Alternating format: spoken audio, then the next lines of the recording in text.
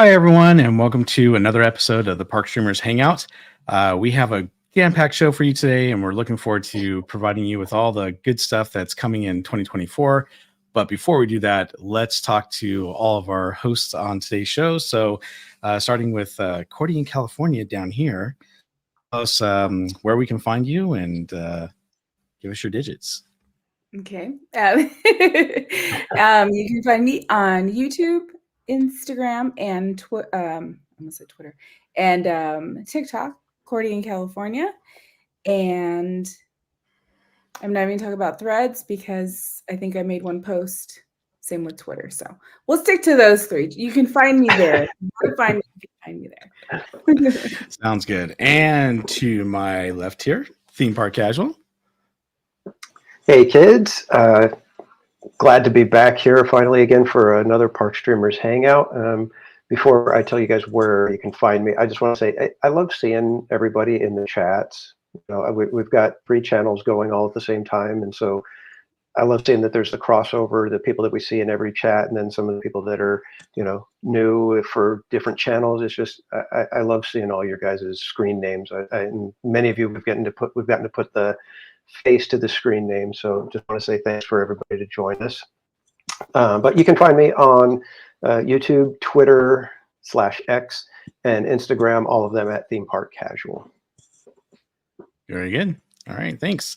And I'm Barry Place 28, so you can find me also at Barry Place 28 on X, YouTube, TikTok, and Instagram. So, and like Theme Park Casual was saying, thank you so much for joining us this evening. It's always great to have you guys. This is our first show for the new year, and I know while we're a few weeks into the new year, I just wanted to wish everyone a happy 2024, and I hope it's very successful and great for all of you. So with that, we are going to talk about what's coming in 2024. We got a lot of things going to be coming out to all the different parks, but obviously we have a lot.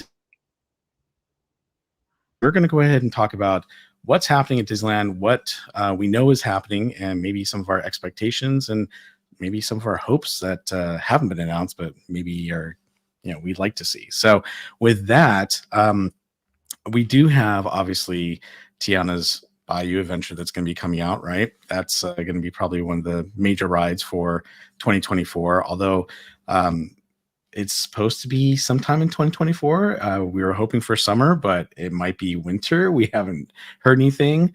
In the background rumor mill, I've kind of been hearing that the construction has not been going as fast as it should be, and that it may be after summer. What have you heard? I think I heard the same thing. I can't remember where I saw it, but somebody was saying something along the lines of the construction crews weren't aware of the timeline exactly. So they were, you know, they were doing things at a certain pace, you know, aiming for a certain date that's just out there. And then they were informed, no, you guys have to hit it by the end of this year. And so they've had to kind of turn on the afterburners and get things going a little bit faster than they were originally working. But who knows how accurate those kind of reports are? I always take those kind of things with a grain of salt. So I can't imagine that, you know, people were unaware of the timeline completely, but you never know. Cordy, what do you think, or what have you heard? I've heard nothing. All I know is the water tower is up, and you know, I guess it's a little teaser for us to go, oh wow, they're making progress. So yeah, I saw the water tower the other night. Yeah, so I think that's, you know, they just kind of throwing something out there so everybody can like, oh, let me take pictures and, you know, just give us something, right? Especially while we've got all, well, we'll talk about that later, but the construction next door. Yeah. But you know what? I guess what I'm curious is because, you know, that's the rumors going around that the construction team didn't know exactly what the timeline was. How do you not know what the timeline is? Yeah, that's what I mean. It's like, I don't know, you know, maybe if anything, you could say, you know, oh, they ran into an issue and it, you know, set them back a week or two. You know, okay, I get that. That's typical construction stuff. But you know, not knowing the deadline, That's a little hard to believe. Yeah, I kind of think so too. All right. Well, we do have a few other things that are coming down the pipeline. I think Cordy has some of those that you're going to talk about that are going to be happening. Some after dark events. Yeah, no, just it's. I was just talking to I think I was talking to Christina about this on Friday. That when you kind of look at the calendar in Disney time, like the year Mhm. flies by because you're like, oh, this event's this month, and then we go, March is this, and then before you know it, we're back at Christmas. But the the next thing that's coming up is the Lunar New Year celebration at DCA. So that starts the 23rd. So that's a Tuesday. Mhm. Never know, we might get something Sunday, right? A little preview to that, I'm sure, of the foods and things like that, possibly. So but I think that is, I love food and wine. Festival of the Holidays, I was a little on that one this year, but Lunar New Year's, I think, it's always so much fun. The foods are great, so I say definitely check it out. I think it's worth going over there and just checking out the shows, Mhm. great foods, and then Hey, oh, real go ahead. quick, I got a question for you guys. So, it started off with the Food and Wine Festival and it just kind of blooms. And now it seems like every single season they've got another food, event going on. Do you guys think that they're doing too many, or is it just the right amount or not enough? I think it's fine because we've got, well, just wait, unless I'm off, Lunar New Year, food and wine, and then Festival of Holidays. What comes in between? Nothing. I think that's it. Am I missing one? Yeah. Yeah, I don't think they do a festival during the summer, do they? Yeah. No, they don't. Yeah. So So I think it's yeah, fitting. I think Disneyland is doing a proper amount, it seems. Hmm. Knott's does festivals throughout the entire year. They've got, every season has its own festival, and I mean, they call it Seasons of Fun. So if anything, Knott's might be pushing it a little bit, but they do so well with their festivals that you can't really complain. Yep. So I think I'm in the same boat as Cordy, that I think they're doing the right amount. I don't feel like I'm going, oh geez, I would just like to have plain DCA for a minute. I don't feel like the festivals intrude so much that you don't feel like you're getting, the actual, park the way it was designed. So I think that's where I land. Hey, Paul M. Hewitt, sorry, says, not to get ahead here, LOL, but talk of Tron coming to DCA Marvel Land in 2019. Tron was coming to DL and Tomorrowland. Good question. No idea. I have not heard anything of Tron coming to Disneyland in any capacity. Me either. Yeah, me either. They kind of got their hands full, I think. It's interesting, on the construction note, because then I saw that they have like scaffolding and stuff up in front of the Disneyland Railroad station, the Main Street. So it's like we've got that going on. We've got Astro Orbiters like down, Gone.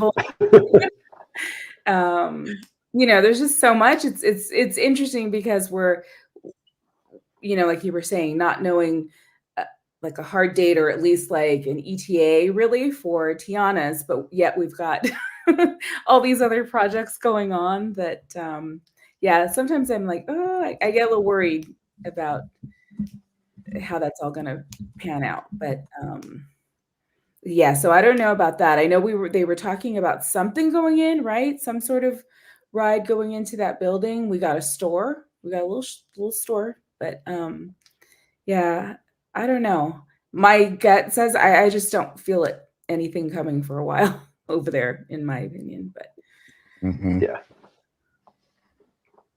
All right. So what else do we have going on there, Cordy? And then of course we've got 2 of the After Dark events that already went on sale, and Bob checked, there's still Disney Channel night tickets, but Sweetheart's Both Night nights. sold. out. But that always happens for the most part, right? When they release a new After Dark event, it's 2 nights and people are a little hesitant Mhm. to buy the tickets because they don't know what to expect. Whereas I didn't get Sweethearts Night because I'm like, I already been there, done that, and for me. I wasn't Right. it wasn't, my favorite. But I want to know, okay, what are they doing for Disney Channel night? So that's exciting to me to just like, find explore that. But I So was are you going? I'm curious. I'm curious what eras of Disney Channel they're going me to too. take, because there's the early Disney Channel, and then there's that '90s Disney Channel. So where do they land? Do they try to incorporate a bunch of stuff? I mean, you could technically kind of picture just about any of those early Disney characters from Disney Channel showing up, and if that happens, I was thinking about it. I was like, if they were to bring out, like gummy bears and Dumbo Circus, things like that, Bear in the Big Blue House, those Mhm. could be, some very, very sought after character interactions. And that Yeah. seems to be where the after dark events, that's their wheelhouse, is to have those special little moments that you're not going to be able to get any other Mhm. time. And if they pull that off, it could be the kind of thing where, first night, if the second night hasn't sold out and people see what happened the first night, second night tickets go gangbusters real quick. But we'll have to see. I Yeah, would yeah. be I would I think the coolest thing that they could do is get some of the '90s Disney Channel TV stars, the actual, Hmm. Yeah. the people that used to be on the shows. If they could get some of them in there for photo ops and stuff, I think that would solidify that event as the sleeper hit, because there's Yeah, going to Yeah, be that people would be that would kind of be, cool. yeah. yeah, And I think when you kind of look at the core, I think, although I consider us, right, we're Disney adults, but like the a lot of the Disney adults that I see in the parks is kind of that era, right? That's hmm, they got their right, 90s nights, I want 80s, but oh well. But everyone wants the 90s night to come back. So I think if there's a reason why they're not able to do more of these, like, in the summer doing like a 90s night or 80s, whatever it is, and this is what we're going to get, and that's it, right? Then they really have to beef these up. And like you said, theme park casual, right? Like really, really go for it when they do these after dark events. So, give it all to us. And then it's going to be at Disneyland. So you've got so much space, so many right. different areas to, you know, to have characters, and they just I have high hopes this year because I feel like they've really kind of picked it up with coming out with new foods, and it feels a little more creative this year. Like they're more on top of things, getting decorations up and taking them down. Right? It's not. It last year was pretty, or the year before was pretty slow going. So Mm. I have a lot of high hopes for what they're doing this year. And we're only so far; those are the two, and then we're waiting for Star Wars nights to go on sale and Pride night. So I heard it's only going to be 2 nights for Pride night again, which I thought they were going to add because that did sell out. And then that's all that Got I've to keep that false scarcity, so people, there's the big hullabaloo about the tickets being sold out in minutes. Yeah, true. I Gotta know, I go. know. Yeah. Well, I actually just got a ticket to the Disney Channel night for the second night. So I was debating whether or not, but since I couldn't get tickets to Sweetheart Night, I'd never been to that one. And of course, I wasn't streaming last year when they had it. And then I thought, well, what the heck? I'll give it a try and see what it's like. I think I'll definitely get one for the Star Wars night because I am a Star Wars fan. So I'll probably go into that one too, hopefully, if I can get a ticket. Mhm. And theme park casual? Yeah, I'm not going to feed that beast. That's just my thing. It's like I'm not paying for the after dark events. The only one that has actually Yeah, interested me I was is gonna is say. Throwback Night. That Oh, was the okay. only one. Throwback night? Was Throwback Night. That was the only one that had me going, oh, I kind of want to go. So, That but was a good one. other than that, I have not had any FOMO at all with the After Dark events. I am perfectly fine watching you guys head to the park. That one I consider different because I consider it like the Halloween stuff, like a Scary Farm, which I am more than happy to pay for because it transforms the park and it's a completely different thing. And Villains Grove, well, we all know how I feel about that one. Yes. Hey, Did Brian you see? just brought this up. Sorry. He just said one thing to remember, opening night for Sweethearts Night is the opening night for Lunar New Year, and it's going to be packed house at the DCA for opening night. So, sorry, what were you going to say, Cordy? Oh, I saw a comment from Christy, PH Disney. Mm-hmm. Regarding, Oh yeah. With the about theme is like the possible 2000s. There we go. Thank you for that, because that I haven't been able to research much, so I was just gonna go. I kind of like to be surprised, but so that's pretty cool. I mean, that kind of goes with the core, right? The 20 to early 30s year olds, because I watched all this with my kids, but yeah, but I think you could do more. I mean, that could be a big theme maybe on Main Street, right? To kind of like bring you in, and then hopefully we'll get a little more some other stuff around the park. But yeah, hopefully.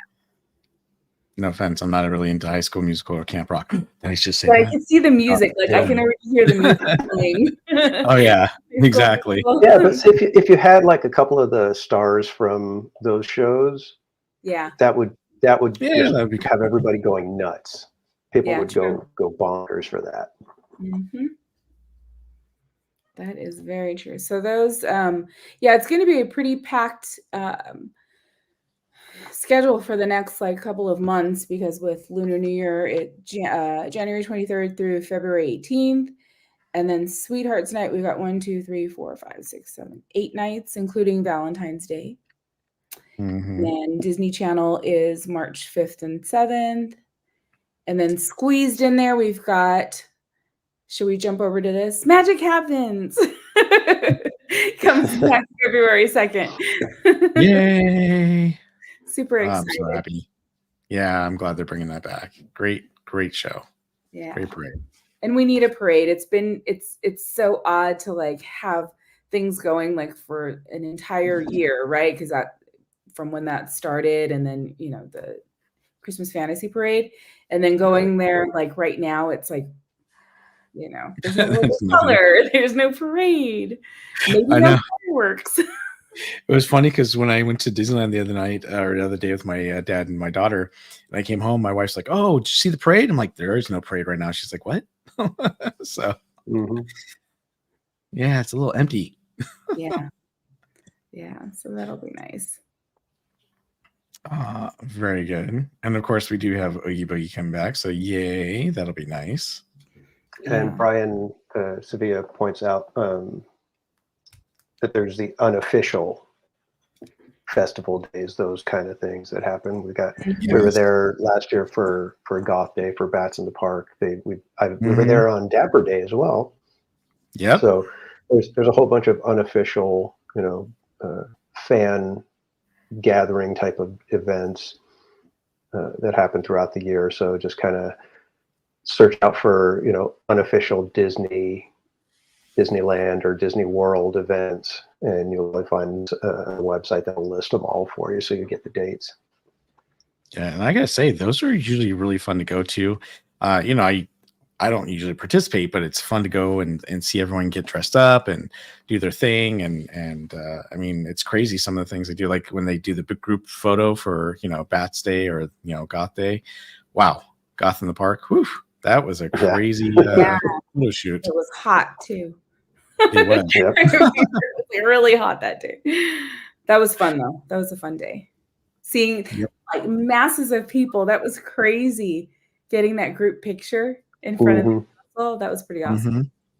It was. Well, not just that, but all the different costumes they come up with, and they have bats on the ears instead of Yeah. the Mickey ears, which is kind of cool that you can get from their website and stuff. But yeah, it's really neat to see that stuff. So glad they do that and they participate. So And Bianca, all right. Bianca brought up she only remembers one date, and that is when Wondrous Journeys comes back, March 22nd. So that's another. That is true. Yeah, how we can forget that one. I like Mickey's Mixed Magic. I don't know why it gets so much hate. I have an absolute blast watching that one. Yeah, I like it too. I think for once, usually I'm all about the fireworks, right? But this time, I almost feel like the projections are better than the fireworks in a way. The fireworks are great. Don't get me wrong, and it's great having the fireworks with Mickey's Mixed Magic than just the projections by themselves. But yeah, it's just fun. It's cool. It's quirky. The beats are fun. So I enjoy it.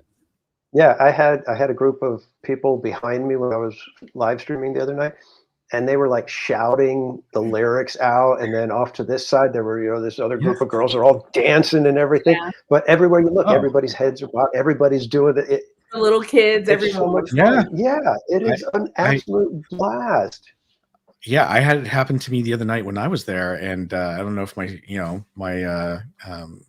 viewers could hear them, but yeah, they were behind me and having fun. It was a big group, and I was like, wow, that's kind of cool. Yeah, I don't understand why it gets so much hate. And in fact, I still remember last year on Sweethearts Night, on opening night, they weren't able to do the fireworks. And I was watching Attractions Live, and she was there, and she was waiting for fireworks. And they make the announcement that they can't do fireworks, but they say, please enjoy Mickey's Mixed Magic. And all she does is go, oh no.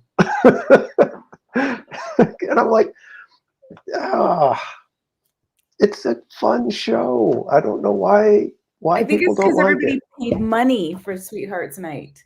Well, that one I understand. That one I get. Yeah, it's right. That one I get. You've paid money. You were supposed to get this special fireworks show, and you get Mixed Magic projections. That's a little bit of a downer. But if you go in and on the schedule was Mixed Magic, you're gonna have a good time. I don't know why everybody complains.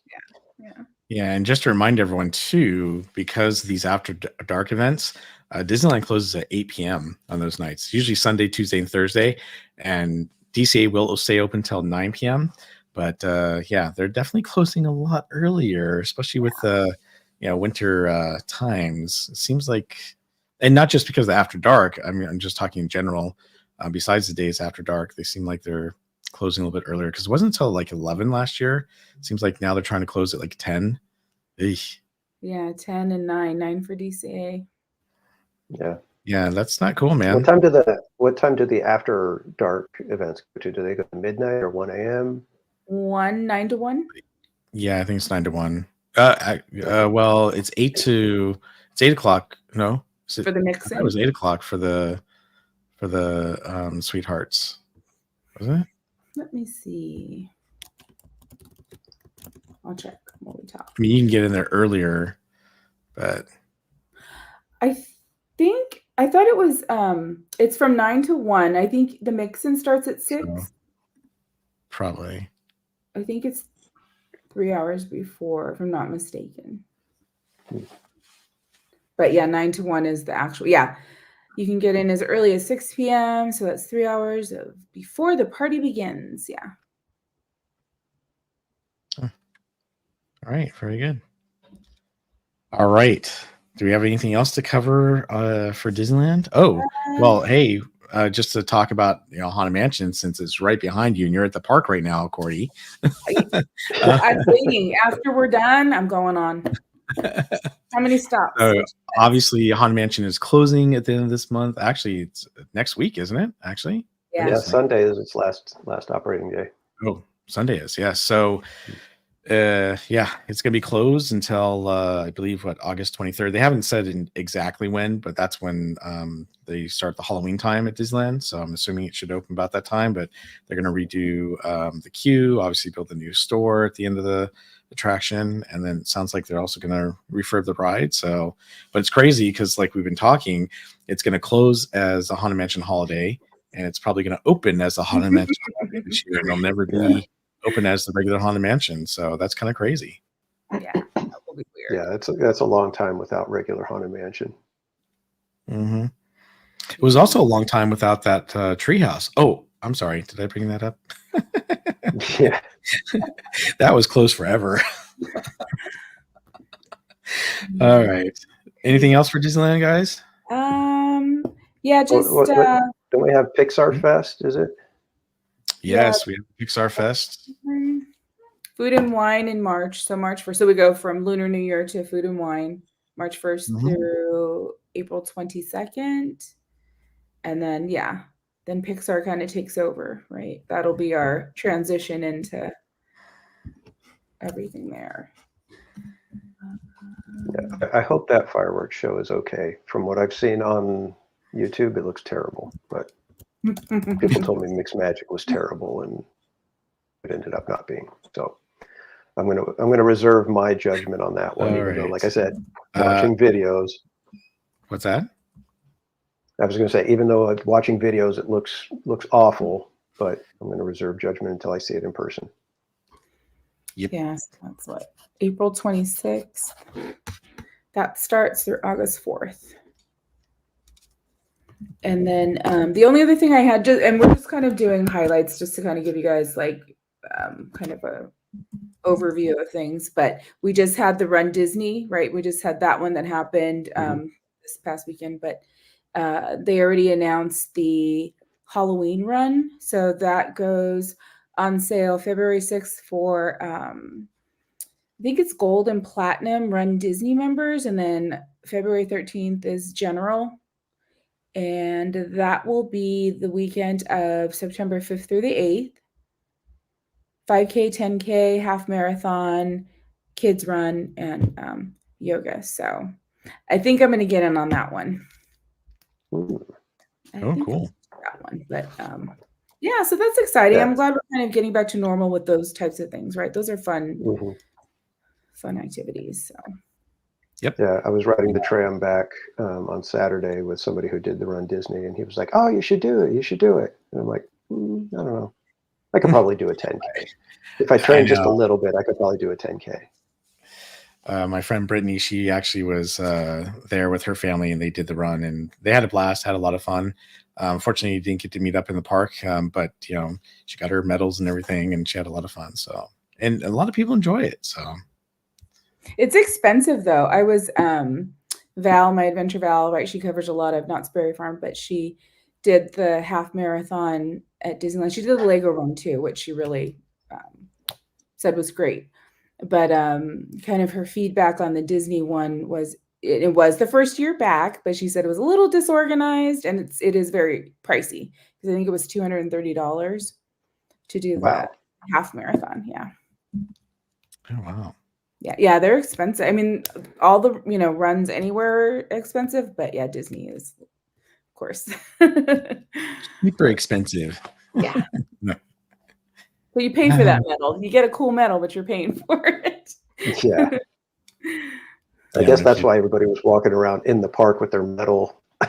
Yeah. I paid for it. You know how much I paid for this little thing?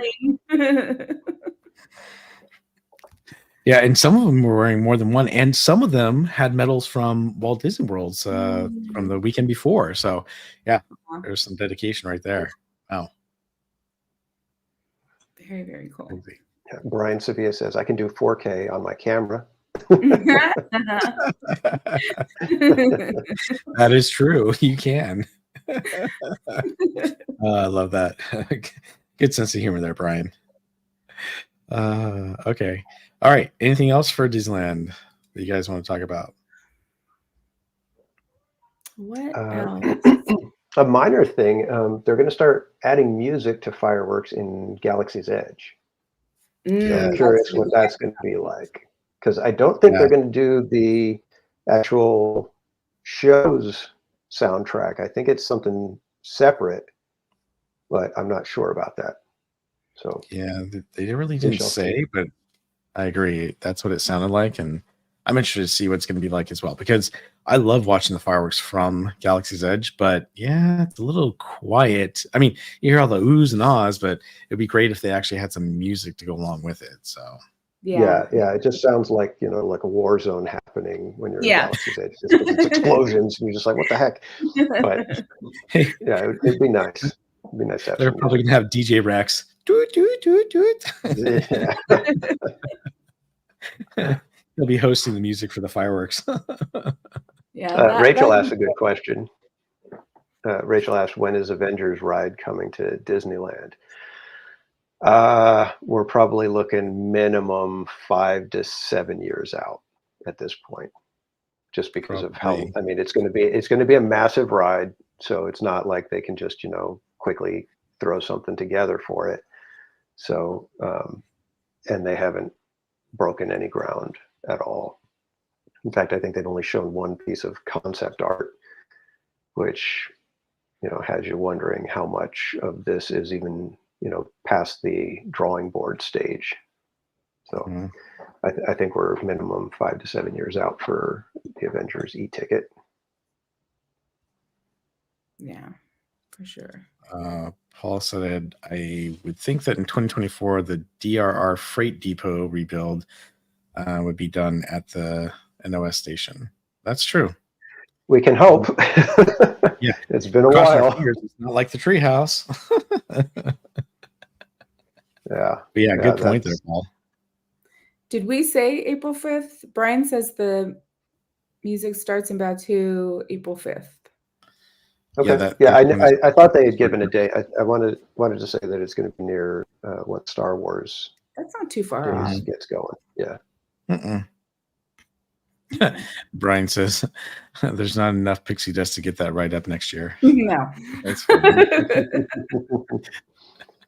It's too funny. No, Okay. but here's an interesting thing. Since we're on that subject, real quick, let me pull up. Let me get to the tweet so I can read it properly. Oh, there, you're back. Oh, what were you saying there? Theme park casual? Yeah, we can hear you. If we're on the subject of the slow builds and what's coming up, I'm trying to find a tweet.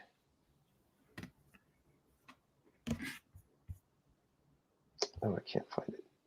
But somebody pointed out that Los Angeles, Southern California, is getting, I think it's World Cup, Super Bowl, NBA All-Star Game, and then the Olympics, all from like 2026 to 2028. So with that kind of influx of tourism, you would think Disney would want to, hey, we've got this brand spanking new e-ticket somewhere. But I don't know if at this point they would be able to make any of those dates with an e-ticket. Well, it depends on what the ride is, I guess, right? I mean, well, yeah, I mean, if they're going to just dupe another ride, they can maybe pull it off. But if it's the Avengers e-ticket, that's the only e-ticket that is technically, anywhere near, making a debut in the parks. Avatar has always been this nebulous thing. We have no idea what that is. So I don't know. But like I said, there's so much happening in those 2 to 3 years that for Disney to miss out on promoting something really big, it seems really a big miss. Yeah, lost opportunity on that. Yeah. EJ's Adventure says, do you think The Simpsons will be coming to the park after 2028? I hope not. Yeah, I think for me, I think the only park that it might be somewhat okay in would be Hollywood Studios.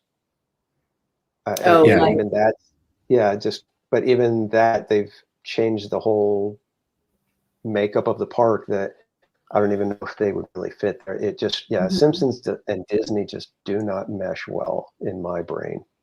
Yeah. It would be, yeah. I can't even and that's the thing. It's like there's a lot of people that feel that way. I've heard a lot of people comment that it doesn't like Simpsons should be anywhere near a Disney park. Yeah, no, that would be super forced. Like, how would you, just throw something in there? Change web slingers and make it the Simpsons ride. No, I'm kidding.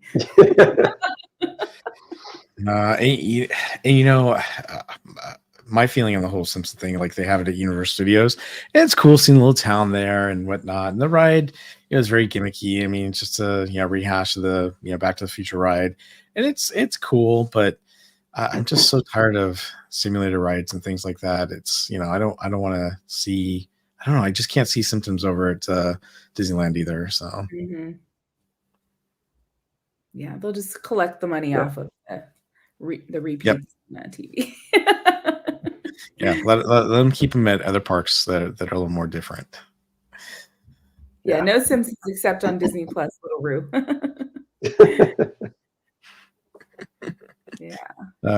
Yep. All right. Anything else Disney related that we left out, forgot, missed? Those are kind of the highlights that I have seen. There's a whole that's a whole nother segment about all the foods, because they've got tons of foods out right now.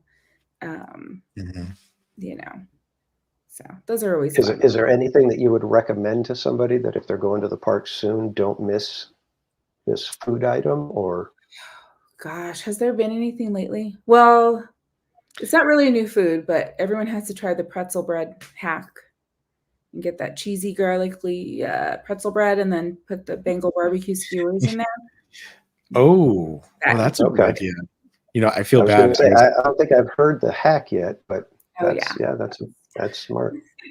Well, when we were at Disneyland the other day, my dad wanted to get that, but he wanted to get it early in the afternoon and take it home. And I said, we'll wait and get it, later towards the end of the night. And then it closed before we could get there. So, Dad, I promise we'll get one this Sunday. But Maurice's Treats is open till 8, I believe, still, unless they're closing earlier. So they have them, and then they have them at Edelweiss, which is I think 9 or 9:30. 9 o'clock. Yeah, I think it's 9 o'clock. Yeah, so, we went just after the fireworks, and I'm like, ooh. Oh, yeah. But you know what? That's a great idea. Bengal barbecue. That sounds excellent. Yeah, those are delicious. I tried the grape beignets last night. Ooh, how are those? I really liked them. I like grape though, so I was like, you have to like grape. But the beignets were super fresh and puffy, and did the shake and the powdered sugar stuck to it. I don't know. It was like the perfect formula last night. But Is it cold or hot? Is it cold or hot? The beignet. They were warm because it was very cold out. So by the time I, brought them and sat down, they were still warm. So I was happy with. And this is at the middle park. Okay. And I think it goes with the huckleberry, right? They have the huckleberry mint julep right now. So I did not know that. I need to try the huckleberry mint julep then. Oh, son of a gun! I may be doing that tomorrow night.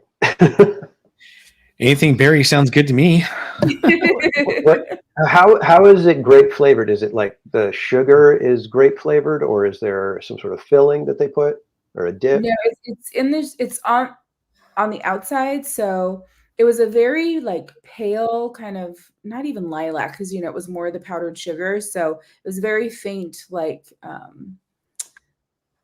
lilac-y color to it. So someone said, I forget who said it in the chat last night, they were like, oh, it's like powdered sugar and fun dip, grape fun dip or something.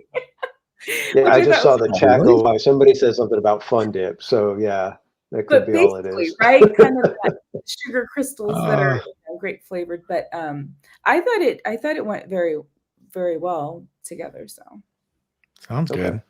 For me. Jen says, I'm just here for the yummy Disney stuff. Ooh, the cookies too. Did you get to try the cookies, Jen? They have those chocolate chip cookies over at Harbor Galley. So you can get 6 or a baker's dozen. Yeah, Mrs. Casual and Casual Junior tried it, and they said they were okay. Were they hot? Because it's they are warm. Yeah. but she did say that it looks like they either make them in batches, because when they ordered, the girl turned around to look and asked, "Do we have any of the cookies?" So be warned. I don't think they're even up on the menu. I think it's like a seasonal type of thing. They're maybe either trying it out or something. But yeah, she said they were okay. They weren't like, the greatest cookies ever, but a nice warm cookie is always good. So we thought they tasted like, well, I do remember they came out for an After Dark event, and I can't remember which one now. So that's when they introduced them. And Okay. then now they've become like, I don't know if they're, going to be there permanently, but all of a sudden they were there at Harbor Galley. But they're super rich, very sweet, super rich. So I think I ate like 1.5, and I was like, I couldn't even, I tapped out. So I brought Wow. them home, and my husband has this bigger sweet tooth than I, and even he was like, oh yeah, those are like really rich. And he said they taste like Mrs. Fields. Okay. So I was like, yeah, I think they do. You know how Right. like you go to the mall and they're like these super sweet little Mhm. chocolate chip cookies, but that they kind of had that flavor, which could be right if they're making them in batches. It could very well be, Yeah. maybe a Mrs. Fields recipe. But yeah, those are tasty. And then we tried. They have the s'mores tart at Jolly Holiday. That was really good. It has like the graham cracker crust and then caramel, I think it's a ganache where there's the chocolate and then there's a roasted marshmallow on top. But definitely shareable. That was, that too was very, Again, very rich. very rich. Yeah. That one was tasty. And then we tried the cherry vanilla macaron. I liked it, but I brought half of it home and no one here liked it. So I would still say, because they have the raspberry one, which sells out, right? The one that's always there, the raspberry macaron. So I think I would, because it's $8 for that macaron, $7.99. So a little expensive. Yeah, for that price, I would probably get something else. But yeah, tasty treats. All right. Oh, yeah. Now I'm getting hungry. I want some ice cream. All right. So one more thing. Can I tell you one more thing about food? Sure. Okay. So one thing I noticed was how usually Golden Horseshoe will close earlier, and then Stage Door Cafe stays open later till close or whatever. So I was trying to find my hot chocolate, and I'm like, oh, they have it there. But Golden Horseshoe was open until 11 last night. And then Stage Door Cafe closed early. But what they do have at Stage Door Cafe that I want to try is they have a Mr. Pibb Extra float. That sounds good to me. Okay. Yeah. Mm-hmm. So that's new. That's because I'm a Mr. Pibb fan. I know. That's why I'm like, ooh, that's kind of cool. That's kind of random and cool. Mr. Pibb. Mm-hmm. Yep. Okay. Sounds that's good it. You sure? Kidding. I know. All right. Well, let's head on over to America's first theme park, and that is Knott's Berry Farm. Near and dear to all of our hearts, obviously.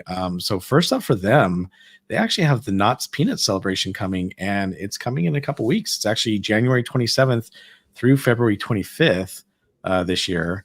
And obviously, this is always the first event that kicks off the events at Knott's Berry Farm. Hello, let's get it right here.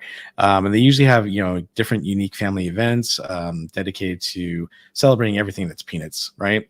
So guests can actually step into the pages of Charles M. Schutt's comic strips. They can visit the Peanuts characters as they take over the park. Obviously, they have different shows that are available that you can check out and see. So it's really, really cool. I think some of the other things they're going to have is a Snoopy's Legendary Rooftop Concert that's coming out on the Calico Mine Stage. They're going to have a Charlie Brown's Trivia Challenge at the Birdcage Theater, which actually sounds like it'd be kind of fun, a group thing to do. And then you can also meet Franklin at the town hall. And It's Your Life, Charlie Brown is going to be at the Calico Mine Stage. And this is it's basically Charlie Brown gets a surprise of his life, and he gets to be on a game show called It's Your Life.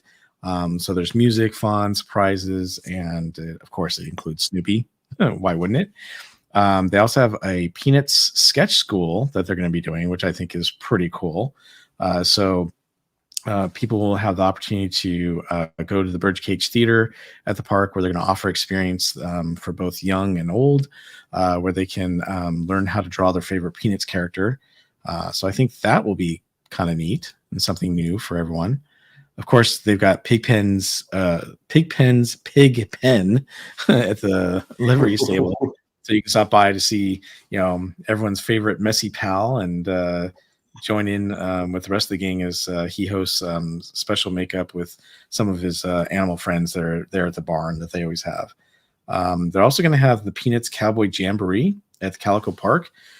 So this time, Schroeder and Linus, they're on a Western escapade, and they're going to transform into cowboys, and they're going to kind of just roam the Calico Park. And of course, the boys are looking to challenge guests with some of the rootiest, tootiest games in Calico. So, yeah, so they got quite a few things that they're going to be doing there for the Peanuts Festival. So, which is nice. I we talk about this all the time. Knott's knows how to do entertainment and know how to do shows, but it sounds like they're trying to do more and more for the family, which is nice, especially since Camp Snoopy is down, which we're going to talk about in a little bit. But yeah, they're trying to make sure that there's a lot for everyone to do there in the park, and I think that's great. Yeah, if it's the same show as last year, the rooftop concert, so much fun. It is an absolute adorable show. It's hilarious, and it's it spans a number of genres and generations. So everybody's loving it. Parents, kids, everybody, and it's like I said, it's so much fun. Well, I can't wait, and I plan to be there for opening day. So. Well, they have the Jelly of the Month Club band that's going to be back, who was there last year, which is actually the same band as what do they call it again? I forgot what was the other name they used during the summer. Mike Dangerously or something like that, wasn't it? Yeah, Mike Dangerous or Dangerously, yeah, something like that. But yeah, that is a good group. And the cool thing is, they actually pass out cards to the kids. So if they're interested in music, after the concert, they pass out the cards, and kids can go to the website and learn all about music and instruments and things like that. So it's really, really cool. Yeah, they're a band that's geared toward kids. So they present themselves in that fashion. So they're there for the kids, and they know how to get the kids into it. So where's the rooftop concert? Where do they? It's going to be at the Calico Month. The main big stage just across from. I thought it was really like the Beatles, like they were going to be up on the roof somewhere. No.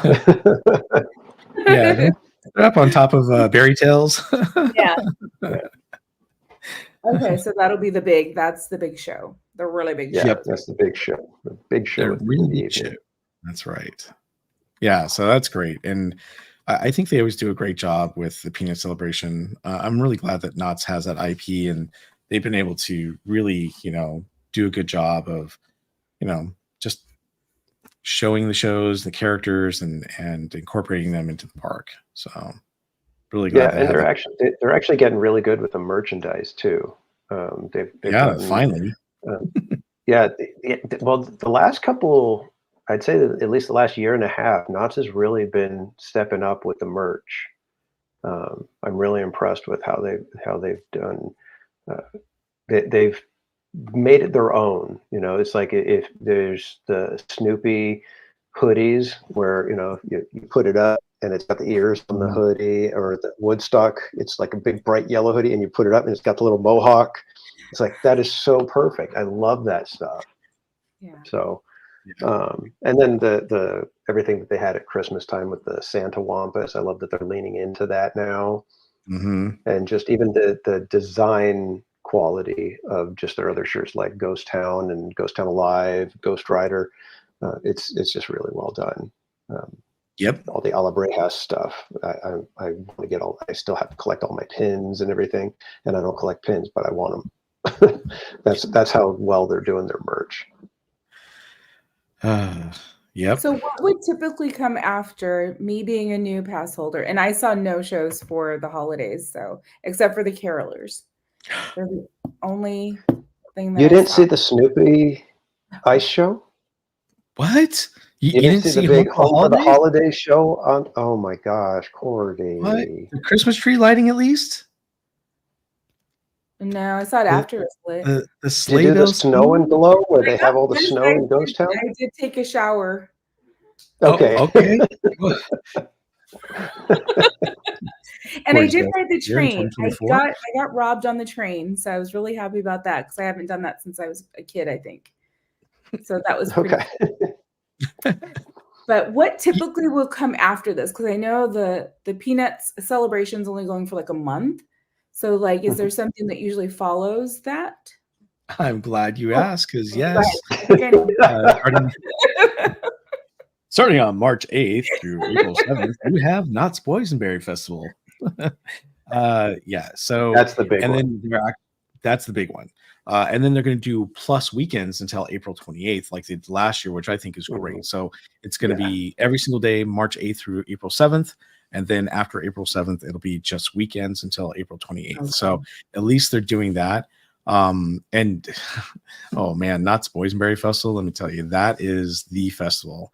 I know that Disney has food festivals, SeaWorld has food festivals, you know, but when you go to Boysenberry Festival, it's, I mean, look, there have been years where I didn't like all the food, but there's some amazing food they have there. I mean, they have, you know, the food and wine, obviously. You got different savory foods, and they're all with a boysenberry twist, right? So, it could be, you know, and these norm, but you know, the boysenberry meatballs, or you've got the, you know, they did the boysenberry quesadillas one year, which was not my favorite. They have all sorts of things that you could want. There's a boysenberry, you know, sausage with boysenberry, you know, mustard on it. So there's some really, really neat things, and that's just some of the foods. They've got all sorts of desserts, drinks. I mean, you name it. They just have a ton of stuff to try, craft beers, wine.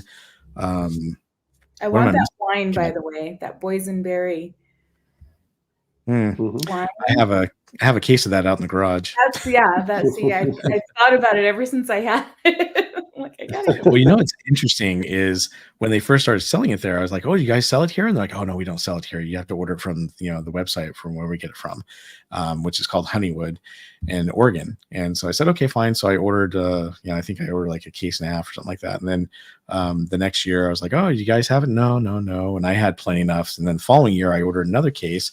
And then last year, they finally were starting to sell it, and it's expensive at the park. So it's actually cheaper if you go to the website and have it shipped to you. Still expensive, and it's cheaper to buy a case, but yeah, it's a lot more expensive. I think they were selling it for like, oh geez, it was something like 20, I'm gonna say it was like $24 or something like that for a bottle of wine. And you can buy it from the website for like, you know, $9.99. So Oh, wow, yeah, that is a big difference. big difference. Yeah. But I mean, they've got, you know, last year, Casual and I, we were there, and they had some really good craft beers. I love the boysenberry wheat ale. That was a really good beer to try. But that's the great thing about this place. I mean, they always have some really neat things to try and eat.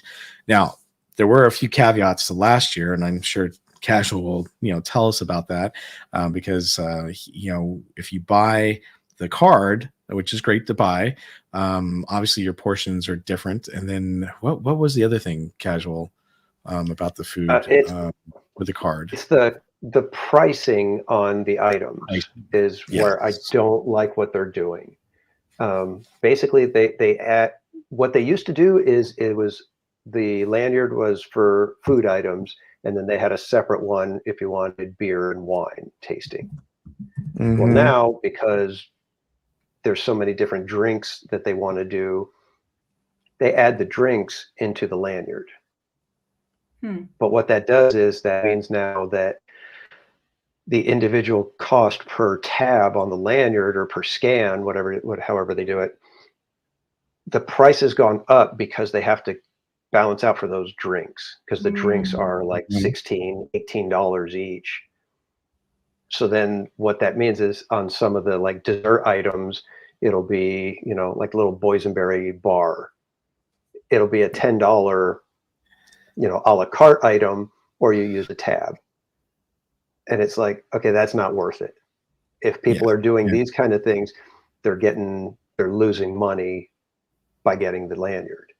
So the one thing I always recommend is find out all the items that you want to try, and then see if those add up to where it's better to get the lanyard or go a la carte. Yeah, similar to our. That's the only thing I don't like, is that it's starting to get to where it's almost like deceptive advertising, even though it's not really deceptive.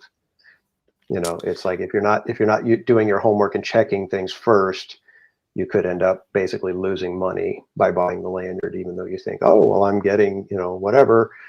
No, you're actually, you know, you have to, you know, basically break down the cost per tab on the lanyard or per item, and then see, you know, are the items that I want, you know, in that range to where it would balance out and, you know, actually save me a little bit of money. Yeah, but if you're doing the drinks, if you're doing the bigger drinks, you're going to be saving money. I'll tell you that. Brian says, that's okay. Ice cream sandwiches. Woo! Oh, and the beignet. You know what? I had a love-hate relationship with those last year, because they were okay. They weren't great. They weren't like Disneyland beignets. They were different.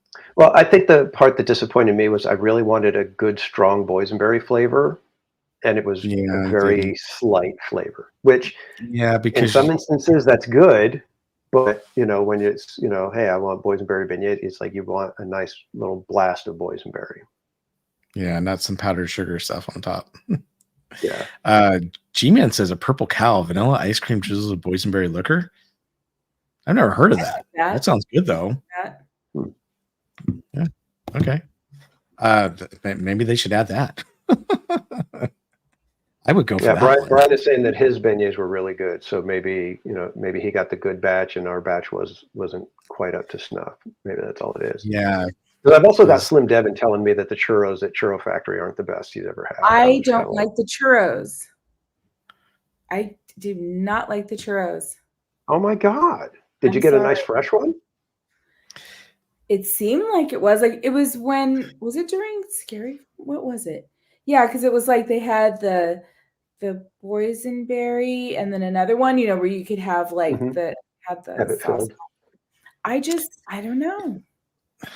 Well, I will tell you, and Casual has seen this, but I love getting the churro sundae without the churro. And I don't know what it was, but the last couple times I've had the churro, not so great. So I decided I'm just going to sans the churro and ask for extra boysenberry topping, which I've done. Oh man, I have not had a bad churro. I mean, I've had ones that aren't as good as the best ones that I've had, but I've never had a bad churro there. But the funnel cake, I will say, I'm not a funnel cake fan. Those are humongous and very, very good. That's the problem with the funnel cake for me. It's like I'm not often there with enough people to warrant a full funnel cake, so I very rarely get to try them. Let's see. So, you know, they haven't announced anything as far as like any entertainment for the Boysenberry Festival. But, you know, really the food and the drinks and the desserts are really the star of the show. But I'm really glad they're going to keep doing that. And it just so happens that it's going to fall my 1 year anniversary as a YouTube streamer. So I kind of mentioned it in my chat, but I'm kind of hoping to maybe do a, you know, maybe a get together with everyone at Knott's Berry Farm the weekend of my anniversary. Unfortunately, my anniversary, because of leap year, falls on a Monday instead of a Sunday.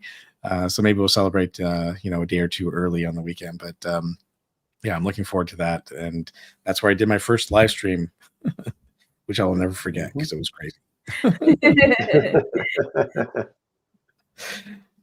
All right. So after the Boysenberry Festival, the next thing we have is Ghost Town Alive.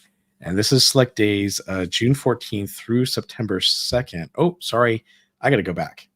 Before that, there is something that's going to happen, and I need to share that with you. And that is Camp Snoopy is closed right now, and they're refurbishing it and redoing it. And this is the second time they've actually done it since Camp Snoopy opened, and it'll be opening up Memorial Day weekend in 2024. So Camp Snoopy that is completely closed? Camp Snoopy is completely closed. Really? I didn't know they were going to completely close that. I thought they were going to keep some rides open. Nope, they were. Oh, wow. My understanding is they were closing it. In fact, here, let me look up real quick and just Google this thing real. Because didn't they like take down the little Ferris wheel or something, right? Like that's Yeah, gone. the Ferris wheel's going. Ferris wheel's gone. The little beep, beep, beep, beep, beep, beep, trucks, those are gone. Yeah, by the way, they better put those horns back on the off-road buggies. They better put those horns back. Yeah, I know that ride, the Rocky Mountain Trucking Company, won't be the same without it, right? So, well, so I guess they haven't. Guests had until January 7th to ride the Huff and Puff. Sorry, I thought that was staying, but it's going away. High Sierra Ferris Wheel, which is going away, and the Rocky Mountain Trucking Company. Those are all going away, and they've already taken away the roller coaster that was there and replacing that, and they took away the school bus, and so that's gone as well.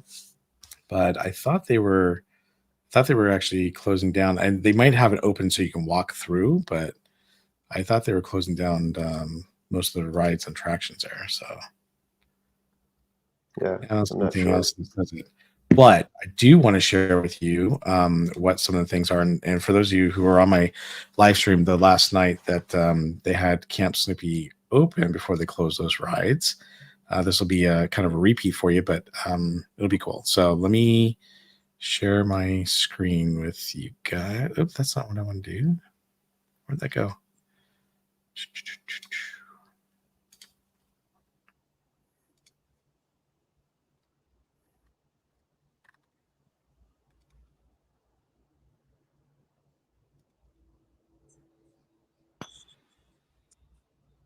Oh, where did that go? Sorry, everyone.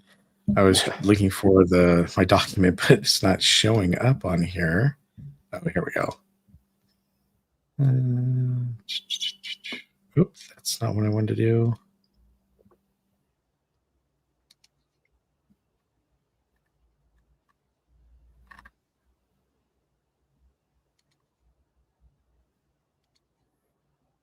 Sorry, give me one more moment and I should be there. And there we go.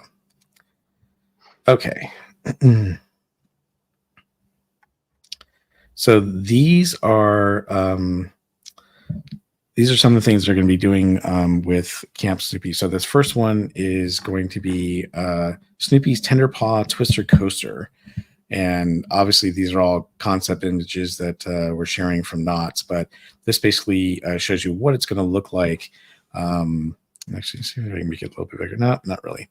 It's going to show you what it kind of look like. This is a family coaster, so it'll be the second family coaster they actually have in the park besides Sierra Sidewinder.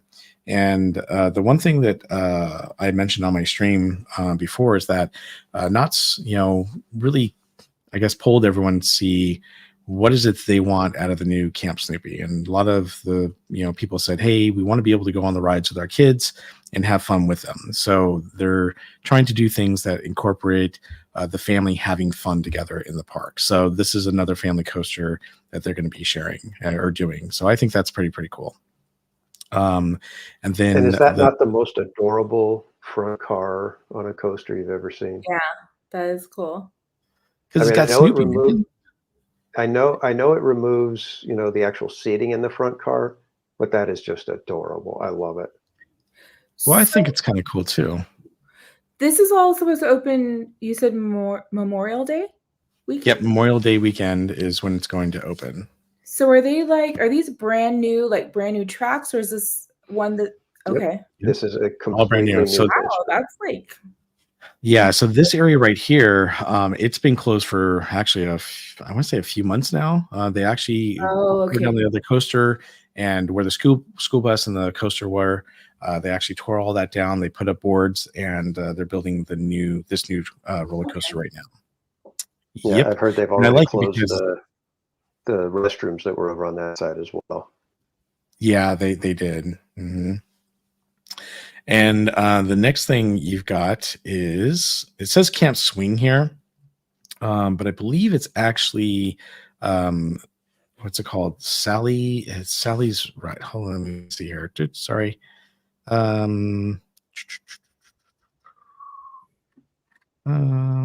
Sally Swing Along. That's what it's called. So this is going to be a swing, and this is going to replace the Ferris wheel. So the Ferris wheel that was over against the wall, that, as you go to the top, you can see, the claim jumper on one side and, Camp Snoopy on the other.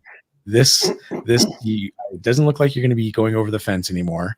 It only goes about 10 feet up in the air, back and forth, but there's seats on both sides. So there's seats for everyone to ride together, adults and kids. I think it's going to be a lot of fun. Again, it's something new that's going to take, actually, this is kind of taking the place of that Woodstock's airmail, the one that went up and then kind of bounced down. But now they're going to have a swing instead. So, but it's going to be over where the Ferris wheel was. So I think that's going to be really nice, because it's going to be by Pigpen's Mud Buggies. And then this is going to be a really nice, they're going to build a like a patio seating area that's right above the waterfall. So to the right there is the restaurant that you can go and get food at and drinks and whatnot. But the cool thing is they're going to have this nice patio seating area, and it looks like it's going to be two-tiered, so that you can overlook the waterfall and have a nice lunch. And they're just adding more places to sit and eat. That restaurant gets really packed, and there's not a lot of room, and there's not going to be a ton of room here, but it's going to open up, at least 6 to 10 tables, hopefully, so that other people can sit and eat and have fun. And it's a nice area. I mean, I love going across that water bridge that's down below that you can't see here. It's always fun to walk across. It's the same type of bridge they have, the pontoon bridge over in Disneyland on Tom Sawyer's Island or Pirates Island. But it's really, really cool. And I think it's nice that they're actually building this area. It's a area that they're utilizing the space. That's what they're doing. And I think it's great. Mm-hmm. Yeah, I really like that area. It's really nice, just because there's water, right? They always have it decorated with something, even if it's Snoopy. I like that little Snoopy and Charlie Brown fishing. That's always in that spot. Yeah, I like that area. Yep. Well, and it's right next to the theme park casual Zen area. It's right near my favorite spot for theme parks in. Exactly. And then the last thing to share with you is the Camp Snoopy Theater. So this is going to be right next, or same place as where the theater is now. The nice thing about this, though, is that it's going to be covered. The current one is an open air one, and it has some tarps up above. But this is actually going to be fully covered. And then for the seats, they're going to have wood logs that are cut in half that you'll be able to sit on. And I think that's going to be really, really nice. And it's going to be bigger than the previous theater that they had. Mm-hmm. So this will be nice. They usually have some really cute shows, peanut shows that they put on every single year, especially during the peanut celebration. Obviously, they're not going to do anything there this year, I don't think, but because they've already corded it off. But yeah, it's going to be nice once we get this new Camp Snoopy theater. And the other thing about Camp Snoopy is that the whole reimagining is, what would the Peanuts gang do in Camp Snoopy? And so supposedly you're going to be able to interact with the characters and see what they would do while they're in the park. And I think that's going to be a lot of fun. Nice. Yeah, everything Knott's has been doing the last few years has been extremely well done. When they redid the Prop Shop Pizzeria with a reimagining of Fiesta Village, I'm really excited to see the reimagined Camp Snoopy, because everything they've done has been top notch. It's been a home run each time, so I can't imagine that this would be any different. Yep. All right. And then after, oops, what do we do there? Let's remove that for now. I'm not sure what happened to our screen there. There we go. Let's go back. Let's go to that one. That looks good. So next we have Ghost Town Alive. That's going to be select days June 14th through September 2nd. So this will go right through to Labor Day weekend. And Ghost Town Alive is pretty cool because Ghost Town is pretty much dead during the year, but they actually bring it back every summer, complete with bandits and cowboys and robberies and judges and good old Western hoedowns. All the characters get into their characters per se, and they all have different things that they're trying to do, and they might send you on a quest or whatnot. But it's a lot of fun. I mean, I remember last year, Ariel and I went into the saloon to have some dessert, and one of the actors came upstairs and he's like, "Oh, you guys going to go to the hoedown tonight at 4:30? It's a big celebration. It's Calico Day and whatnot." And oh yeah, we're going to be there. And he just acted out the part, and then he just had a lot of fun. He's like, "Oh, you guys want to drink?" He acted like he was going to go down and get us a drink. It was just a lot of fun. But it's the fact that you get to experience this authentic Western adventure, and you kind of get to become part of the star of the show there at Ghost Town Alive, because characters really get you involved, and I think that's really, really cool. And of course, you get to learn about it's Founders Day is what they actually call it. You get to learn about Founders Day and how Calico came to be, and you get to become an honorary citizen of Calico. So they have different tasks and activities. Just a lot of fun. I really enjoy it. Yeah, it's kind of funny because the Ghost Town Alive concept is kind of what Disney was supposed to be doing in Galaxy's Edge, where there was going to be a lot of interaction, and throughout the day you would have a storyline that's flowing, and you can kind of hang out there for as long as you want and be as much of a part of it as you want. And unfortunately, that never materialized. I think it was partially because of Galactic Star Cruiser. They wanted to keep that sort of thing exclusive to that, to try to make Star Cruiser a little bit more unique and special, but it just never took off.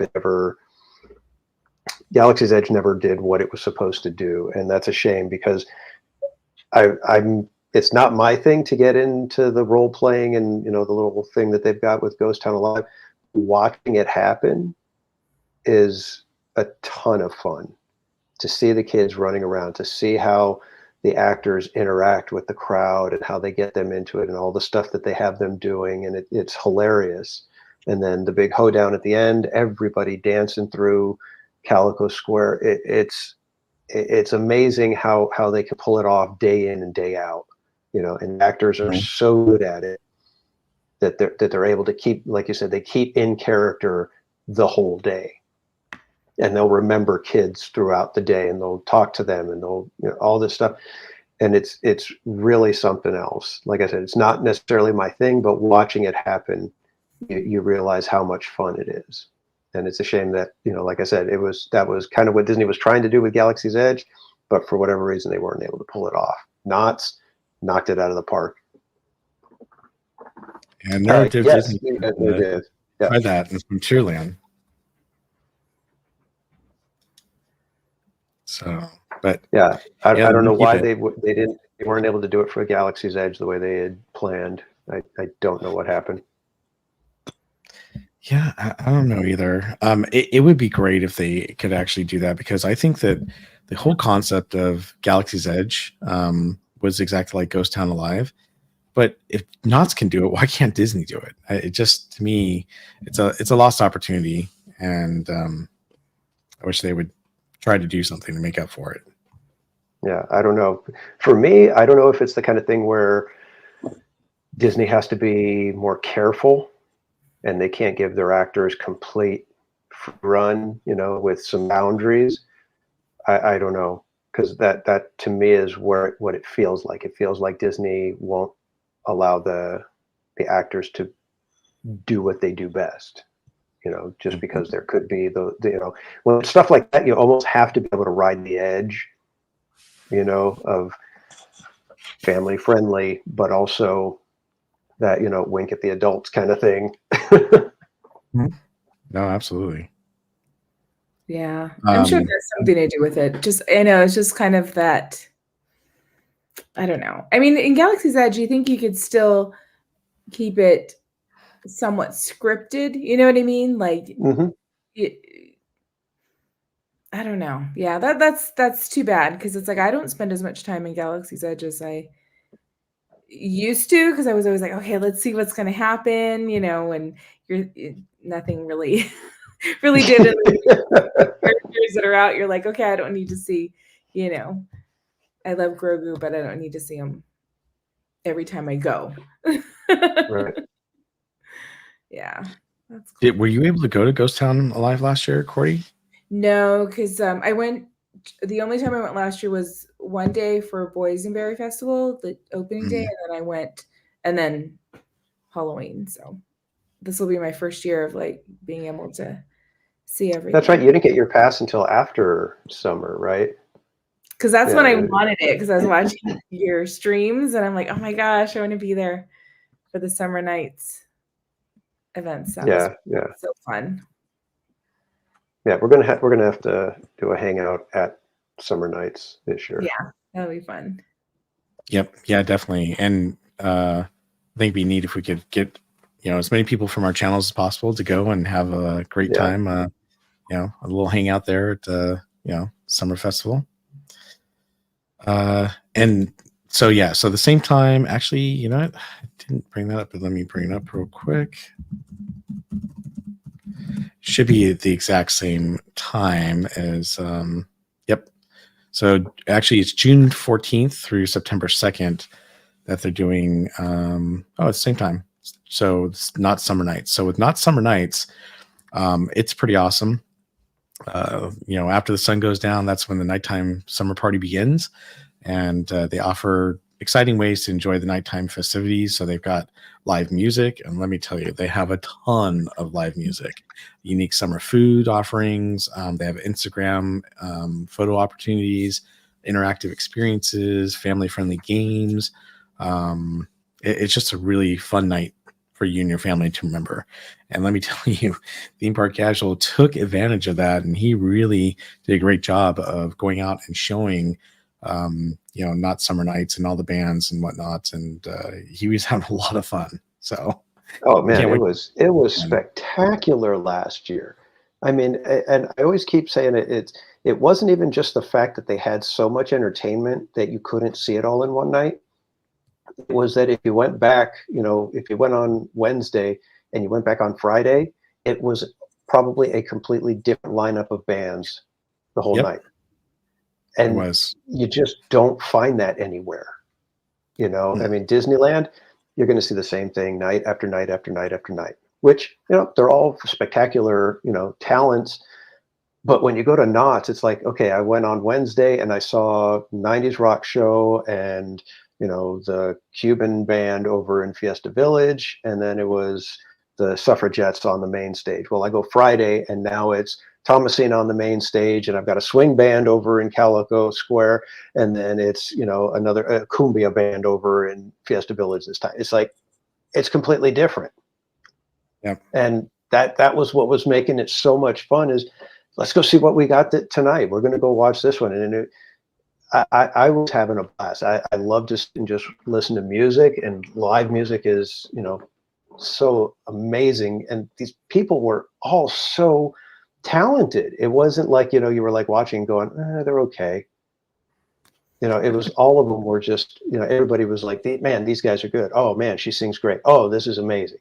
I think half the fun I was having was just watching everybody in the chat talk about what was going on.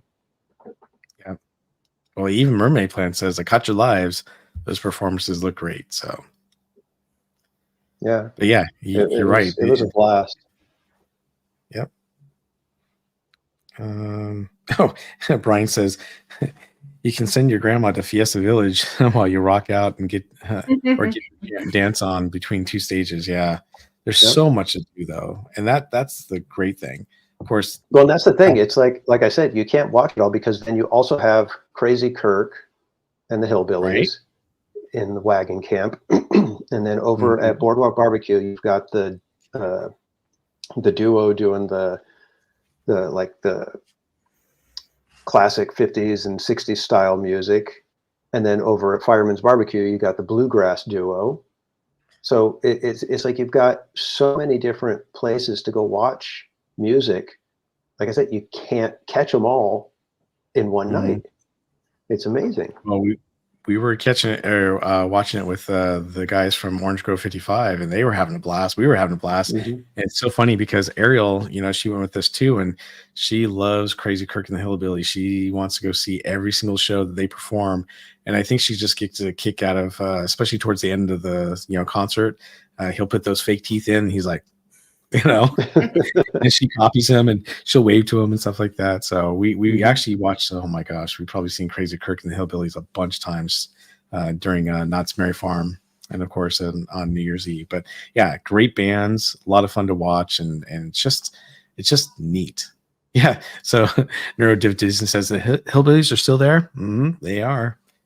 They are still there.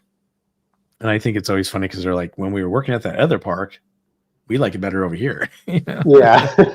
And yeah, Brian Sevilla said, what sucks about the summer nights? That the night goes by so fast.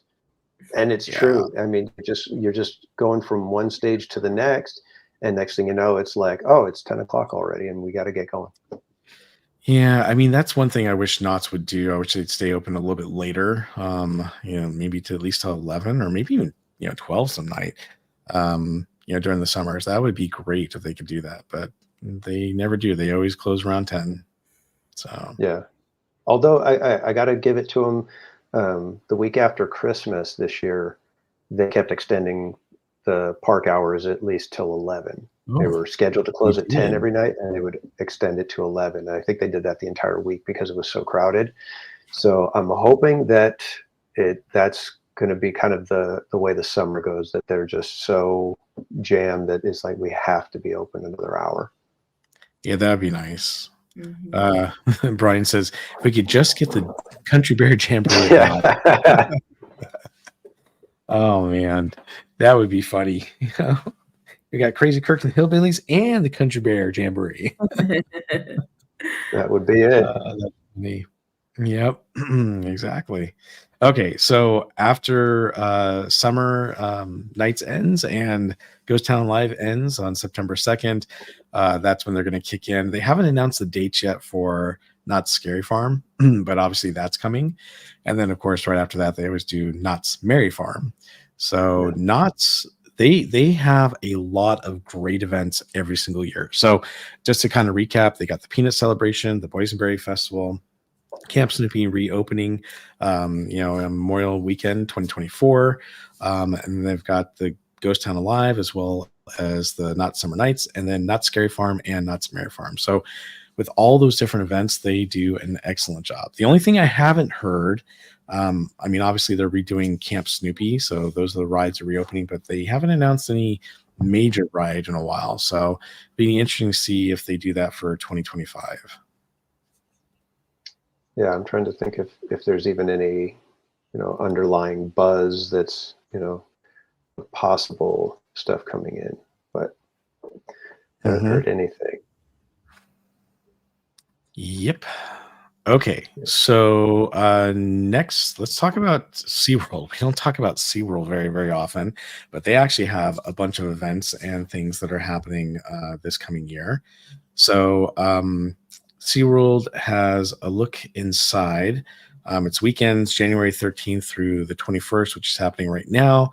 You can meet the SeaWorld team and hear their personal stories about caring for the animals there and their SeaWorld rescue.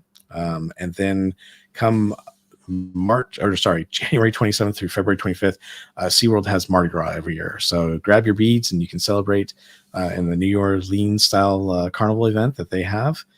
They've got live music, extravagant costumes. They've got the Mardi Gras infused Creole and Cajun foods. So that's always a fun favorite. They also do their SeaWorld Seven Seas Food Festival. That's March 1st through April 28th.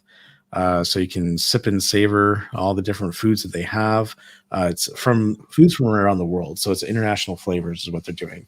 But they also have craft beers and wines. And of course, they do have some live musical performances, during that time as well. Then they're going to have Viva La Musica, and that's returning in 2024. They haven't said exactly when what the dates are for that, but you can experience. It's a festive, family-friendly Latin celebration in a new way as you dance to the hottest music, sample fiery flavors, and much more. It says. And then with the SeaWorld Summer Spectacular, that's coming back. It's funny because Theme Park Casual and I got to experience this last year, and it was kind of interesting. Their fireworks show was about 4 minutes long. It was very quick. Yeah. They did have a cute little parade. Their entertainment is not on par with Knott's or with Disneyland, and their production value is not as big as Disneyland Knott's Berry Farm, but they did have some cute little things of live entertainment. They do have foods and drinks, the fireworks, and then of course the little parade. And then right after that, they're going to have their SeaWorld Spooktacular.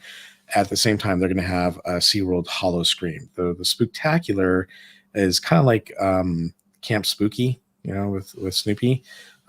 So they have candy, costumes, plenty of trick-or-treating areas for the kids. It's great, and the kids can dress up. And then for Hollow Scream, it's returning back in 2024. It says there's a new terror in town with a killer smile. Brave terror after dark as haunted houses, scare zones, monsters, coasters, and more take over.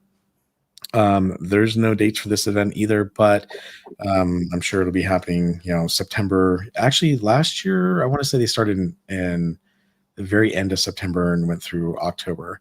I will tell you though, so we went live, had the opportunity to see our live stream on my channel. They have 5 mazes and 5 scare zones. Scare zones could be a little bit better. It's very tame compared to Not Scary Farm and Disney's Oogie Boogie event, but good, but not great. I'm interested to go back again to see what it's like. I'm a Platinum Pass holder, so they usually give us free tickets every year to go to that event, and we went for the first time, and we actually took my daughter, and she enjoyed it, so she wants to go back this year, so we probably will. And then they're going to have Dia de los Muertos, and they're going to bring together the flavors and sounds of this family-centric Mexican tradition. And then, of course, they're going to have their SeaWorld Christmas celebration, where holiday traditions are made with delicious foods, stunning live shows, delightful holiday shopping, and joyous entertainment. They do have one attraction opening this year, and I wanted to share that with you real quick. So let me bring this back up, and I can't remember if this is next. Yes, that's it. So this is their new attraction. And so the crazy thing is, SeaWorld has been coming out with new attractions at their theme parks every single year. In fact, Florida seems to be getting a ton. They got Icebreaker 2 years ago. They got Pipeline, the surf coaster last year. This year, they're getting Penguin Trek, which is another coaster, which is going to be really, really cool on snowmobiles. Kind of similar to what they did with Arctic Rescue. Yeah. But let's see. Oh, and then in SeaWorld San Antonio, they're going to have Catapult Falls, which is a water ride. We're not getting a water ride. In fact, we're not getting a ride at all. We're getting Jewels of the Sea, the jellyfish experience at SeaWorld San Diego. So basically, it's a experience that's going to be interactive and educational, and you'll be able to explore the ocean. It's an immersive experience that will make guests feel that they're part of the colorful underwater experience that the jellyfish call home. They're going to have aquariums. They're going to have some of the tallest pillar aquariums I think there are around, which is kind of cool. And it's going to have 3 distinctly themed galleries. It's not the cylinder. They're called cylinders. So tallest jellyfish cylinders in the world. So they're going to be, there's also going to be an 18-foot tall jellyfish habitat and a 10-foot tall living arch of jellyfish that guests can walk under. And then guests will also have the opportunity to upgrade their jellyfish experience with a behind-the-scenes, hands-on tour for an additional fee. I don't know if I want to do a hands-on tour of jellyfish. Yeah, I don't know. I was thinking the same thing. I was like, hands-on tour with jellyfish. Don't those things like sting? Yeah, I don't know about that one. Other than poking them on the top, I guess that'd probably be it. I don't know. I don't. Yeah, I don't know, man. So I'm sure it's when they say hands on, maybe you get to touch the top of them, like Dory does in the Finding Nemo submarines. But yeah, I'm sure it'll be fun. The only thing is, it's like I was kind of hoping they would come out with some sort of new, ride. And again, SeaWorld is obviously mostly all about the animals, but it'd be kind of cool to have some other new attractions. They don't have very many rides and attractions there at the park. Yeah. What do you guys think about that new attraction? It looks cool. Yeah, I think sure visually it'll look nice, but I don't know how much of a draw that is. Yep. Yeah, exactly. I don't know. Well, we'll see. I mean, I'm looking forward to see. It looks great concept wise here. Obviously, we'll wait to see what the execution is once they roll it out. But with I will say this though, I am happy to see SeaWorld sticking to these kinds of exhibits, because they could just do the just basically say forget it. We're done with this whole sea life thing, and we're just going to do ocean themed coasters instead, and just try to go up against the other parks. So for them to do something like this, it's actually kind of refreshing. Even though it's not going to be a big draw the way a coaster would be, it's nice to see them sticking to their roots and not abandoning the sea life aspect of what made their parks special. True. Sorry, I shouldn't discount that, because I'm all, give me a coaster. When you see SeaWorld or Orlando, and they're getting all these new coasters and rides, I'm like, hey, I want to get a new coaster and ride. Well, I've got to say, when we went on Arctic Rescue, I was so impressed with the coaster itself. I was disappointed that they didn't give it as much theming as it deserved. I mean, that coaster is a spectacular little coaster, but obviously they don't have the budget. But if they could have made that, theming on the level of Thunder Mountain, that coaster would be like one of the top coasters, on the West Coast. Easily. I agree. Well, one of the things they've done since you were there is they've added quite a few trees around the coaster, and it's given it a little bit more theming, and it looks a little bit better. But I agree. I think that I was hoping to see like hills, whether or not the hills look like they had real snow or not, just to have some sort of hills, or maybe like a little cave you go through instead of just a Arctic bunker or something, and that would have been cool. But they did add a lot of trees, and they added some I guess it's like on the fence they put some graphics of like trees, so it makes it look like you're kind of like in a foresty area. So they're trying to give it some sort of theming, but I think once those trees grow up and out, they'll be a lot better. But yeah, they could do with a little more theming. But that's the thing, they're not really known for their theming there with the rides. They do it for the attractions, which is great, which I would hope they would do, with the animals and for the animals. But the attractions are kind of just, we just got a new coaster. There it is out there. It's out in the parking lot. So, or where the old parking lot used to be. But I do think this will be cool. I guess, and I'm not trying to make, lie to this, but it seems like jellies are very easy to do for aquariums, right? Which is great. But it's like, I mean, they do have bats and rays, and they've got flamingos, and they've got, other, things. It was kind of like, and they've got turtles and the sharks, and well, I said the sharks already, but it's kind of like, we're doing jellies, and jellies are cool. Don't get me wrong. I think they're really awesome, but same time, you see a lot of the same stuff. Yeah. Sorry, were you waving, Cordy? Me? Yeah. No. Oh. I'm like, what's she waving at? Hi.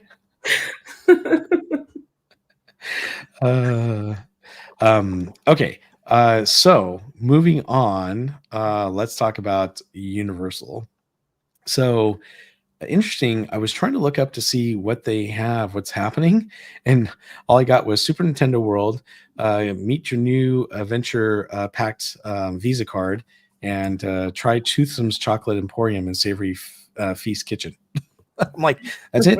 I mean, obviously they do have, their Christmas and event there, and they have their Halloween events, which are big every single year, but really didn't find anything for events. They don't do a whole lot of, food or sip and savor type things at Universal.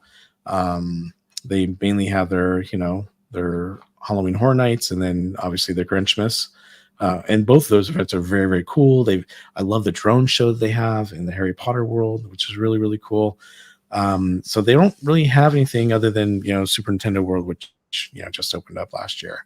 However, they do have a new roller coaster they're working on. Now, the rumor is, and it's just a rumor, that it's going to open in 2024. And I think it will this summer, based on some of the pictures I've seen. I'm going to share with you right now.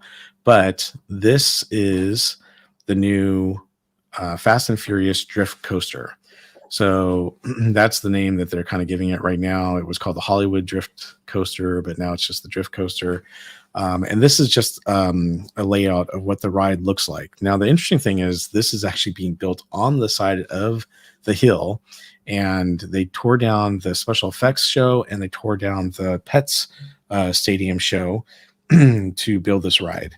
A lot of people were hoping it was going to be like a Velocicoaster, Jurassic World ride, and it's going to be the same type of roller coaster. It's just going to be themed after the Fast and the Furious. And then what they're going to do is they're going to tear down Fast and the Furious Supercharged for the tram ride, and they're going to be building the new Harry Potter world down below. And that's why they're getting rid of that Fast and the Furious ride tram thing, which I'm fine with, because I mean, I love King Kong 360. That's awesome. I don't think you need the Fast and the Furious one. That one is kind of mediocre to me. But this roller coaster looks pretty darn amazing. So this is a concept art, and I know it's really hard to see, but this is what it looks like at night that Universal just provided to everyone. And it kind of shows where it kind of goes up and around and underneath the escalator that goes all the way down to the bottom lot or lower lot.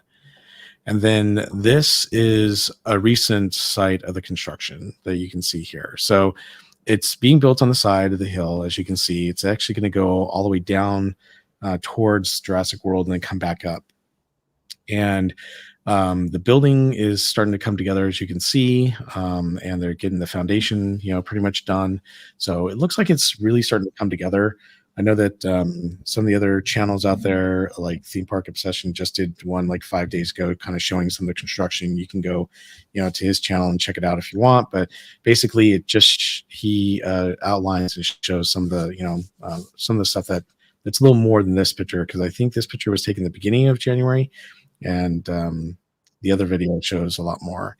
This is and this is from parkfans.net, but this actually shows you what the roller coaster is going to look like on top of the which it's going to be. So you can see that it's actually going to on the far right, it's got the station area. It's going to launch, it's going to take off and go and do like that circle 8, and then it's going to go down, and it's going to go up and down, then it's going to go upside down and come back in a straight line all the way to the top, and it races to the top. It's going to do a loop again that goes around the escalator, and then it's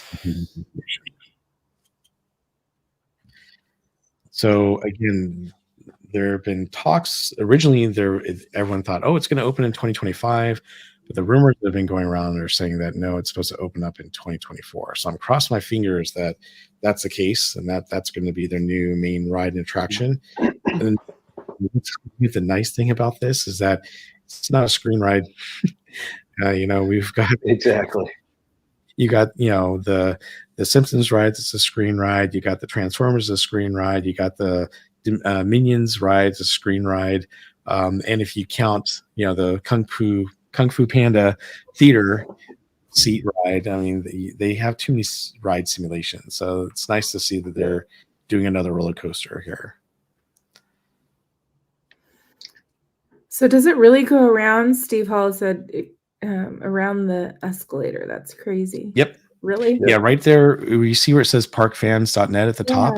Yeah, it does a loop. It's going right around, and yep, it's absolutely going to go right around the escalator, which I think is kind of cool. Yeah. So I think it's a neat idea. They're limited on space, obviously, in that park. They have a lot of land, but a lot of it's used with studios and whatnot, and so the upper lot doesn't have a whole lot. So the fact that they're using the upper lot and part of the lower lot to make this roller coaster is really, really cool. Yeah, I actually got to go to Universal for the very first time this last Thursday, and I was very impressed with many of the attractions. The Jurassic World, the boat ride, those animatronics are insane huge, and they're like right above you. And I was just thinking, I was like, Disney doesn't do anything like that, where the animatronics are like, towering over you like that. And then the Harry Potter ride, oh my God, I could not believe it. I had never watched any ride footage of that on purpose. I did not want to have it spoiled, even though I never knew when I was going to get to ride it. I am so glad, because oh my God, I have never been on edge on a ride like that before. I was like constantly nervous about jump scares. What the heck am I going to see next? And oh my God, this feels like it's like inches away from me. It was just so crazy intense. So this obviously is just going to be, it's a coaster, so it's not going to have any of the special effects the way the indoor attractions have. But I don't know what, they may have something that I'm not aware of. But all I can say is I'm glad they're getting rid of the supercharged thing from the tram. That was just cringe. I mean, I almost I almost fell out of the tram. It was so cringy. I was just like, oh my God, I can't stand this. Get me out. You didn't like the party in the beginning? I swear, man, they should just take a poll. Okay, does anybody really want to do this, or should we just like drive right on through it without even watching anything? Because it was so bad. It was so bad. God awful.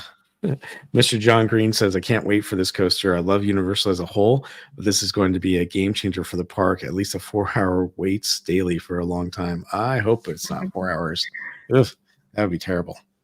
Well, I don't know if you could see it, but it looks like there are 2 sides for the coaster to go on. And then, there's a side for the maintenance area. So it looks like they might be loading 2 stations. And if they do, that will really, really help. Yeah, that's the other thing. They need to make sure that they've got the capacity to be able to pull people through as quick as possible. And yes, Roto Commission, I need to go on Secret Life of Pets. I was so bummed that I missed that one. Yeah, it's I think that's the only real dark ride that they have, and it's cute. I like it. It's interesting. It's fun to go on, but hopefully next time you'll be able to experience it. But you were racing to go from Minions to the tram so you could catch that, and I know. You barely made it. But I'm glad you got to go on the tram, and it was great that you were able to show that on your channel. So yeah. So, Universal. I'll tell you, I used to be annual pass holder. I gave it up the year before they opened up Super Mario World, and I thought, well, I'll just wait until next year when they open it up. And then they opened it up, and I decided not to get it. They kind of raised the prices, and they're still reasonable compared to Disneyland, obviously. But I don't know. It's a little bit of a drive. I know for you, theme park casual, it's probably like probably an hour and a half. It's almost at least hour and a half, probably closer to 2 hours for me to get there. Oh yeah. And then for Cordy and I, it's good, hour to drive up there, about give or take, depending on traffic. So it's close, but not close, and I would love to, get passes again and go, but it's funny because I have passed the SeaWorld, and SeaWorld's even further, but SeaWorld's a little bit different because it's more of, you've got animals and attractions type thing, so it's not just like another theme park. And then I get it, this is a movie studio, But I must have gone on the tram ride, I don't know, hundreds of times in my lifetime, and it's always great. Don't get me wrong, but I just, for the drive, I think it's just a long ways to go. So Yeah. Mhm. plus, it's not as easy. Well, you're doing a pretty good job of streaming, but there's a lot of rides you can't stream on. There's some you can. So, but all right, I think with that we have the last park here in Southern California that we can cover real quick, and that is Six Flags Magic Mountain. And so this year, they always have their events that happen, such as they have the oh, I can't even think of it. And actually, I didn't bring it up here. Let me see if I can bring it up real quick. So they have their obviously they have the Halloween event. Now, one thing I will tell you about their Halloween event that I like is that when you go to the park and you pay to get in, you're in, and they have the ghosts and the zombies around, and you don't have to pay anything extra just to see them or experience the scare zones. If you want to go into the mazes, then you can buy a pass to go in the maze, and it's only like $25. And then if you want to get like the front of the line, it's like another 25 or something like that. Compared to the other ones, it's pretty reasonable. And they only have like 5 mazes. There's not a ton of mazes, but I like the fact that they bring the monsters out, and you don't have to pay extra to go through those scare zones and stuff like that. But they also have their Christmas time, and I forget what they call it during the Christmas time. And then that's pretty much it. They don't do a whole lot. Now, there is something big that's happening with Six Flags this year, and that is they announced at the end of last year that they were going to be merging with Cedar Fair, and that the Cedar Fair from the CEO was going to be taking over for the new Six Flags company. So that'll be interesting to see what happens when that does happen. And I don't know. I'm curious to see. I'm really hoping that because the CEO from Cedar Fair is taking over, that they're going to revamp Six Flags. I know it's not going to happen this year. It's probably going to take a while, but Six Flags needs some tender loving care over there. That place needs to be refurbed big time. Yeah, Six Flags needs help. It's not a good experience for most people. If they want to attract families and the higher price points and whatnot, they need to, basically they need to take the page out of the Knott's Berry Farm book, and it's going to be a little difficult because they're in the same market for Magic Mountain and Knott's Berry Farm. But if they can duplicate that throughout the Six Flags portfolio, then there's a chance that they can turn that company around, and those parks will become as loved and cherished as the Cedar Fair parks are. Mm-hmm. Well, I had a pass to Six Flags. Me and the family did last year, and we let them go during the summer, just because they had so many coasters that were always shut down when we went, and it was kind of sad to not be able to go on some of the rides we want to. Plus, there were times when they didn't open up Wonder Woman, their flagship ride, until like 2, 3, or even 4 or 5 o'clock in the afternoon. It was like, really? You're going to keep that ride closed all day until the evening time and then run it at the end of the night? Brian Savie actually said Six Flags closed the theater, had over 100 bands play there since the 70s. I wonder what they're going to put there. And, the theater was still there the last time I was there. They hadn't gotten rid of it. But yeah, there's so much wasted space in that park, that's for sure. And I would love to see them, see if they can refurbish and grow that park, because, and here's the other thing, every single year, Six Flags always opens something new. And last year they decided they weren't going to go open up anything in 2023. That's what the new CEO had decided, that took over at Six Flags. And then this year, or actually the middle of last year, they decided to announce all the different rides are opening up at all the different Six Flags parks around the world or the United States. And their biggest park, which is Six Flags Magic Mountain, had nothing announced. So they're doing nothing this year. So And I'm sure it's because of financially they're not doing very well, but all the other parks are getting some sort of major attraction, or some of them are getting 2 or 3 attractions, which is interesting. But Six Flags is not getting any love this year, so it's kind of a bummer. Yeah, I don't know. There's the park needs a ton of help, and it's not just add more stuff to it. They need to just change the culture of the entire park.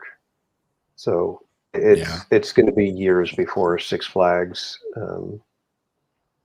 becomes what it needs to be, and that's if the Cedar Fair leadership team can take hold of the reins, and the Six Flags people can basically just stay out of the way. Yep. Yeah, Trish says Six Flags over Texas not worth the 30-mile drive for us now, and that's sad. Yeah, and that's Six Flags over Texas. That's not even Magic Mountain. But Mr. John Green also said, I'm definitely not a fan of Magic Mountain. Talking about traffic, I was driving from Sacramento to Laguna Beach in 2015. I got to Magic Mountain around 4. Didn't get to Laguna Beach till around 10:30. But yeah, it's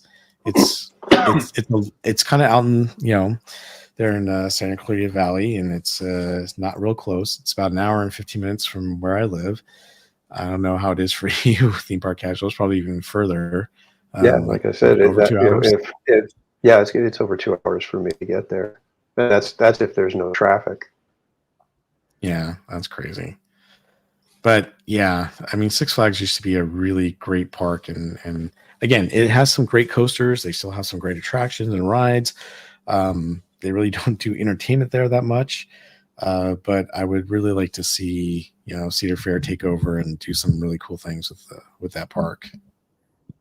Yeah, I haven't been to Magic Mountain since I think 2001, so wow. I can't really speak from personal experience, and but part of why I haven't been in that long is the overall word on the street. So right. What about you, Cordy? Have you been to Six Flags recently? I don't know if I've ever been there. Wow. Oh, okay. But see, it's kind of like Vegas. I've never been to Vegas, but growing up in Northern California, like I went to Great America and then Marine World before it moved to Silver. Marine World. I know. Missed that. I used to go there all the time. Love that place. So those were like, right. And then Tahoe was my Vegas. So. Okay. Wow. Yeah, that's true. I can see now Cordy's going to be streaming Las Vegas this year. Yeah, don't surpass me.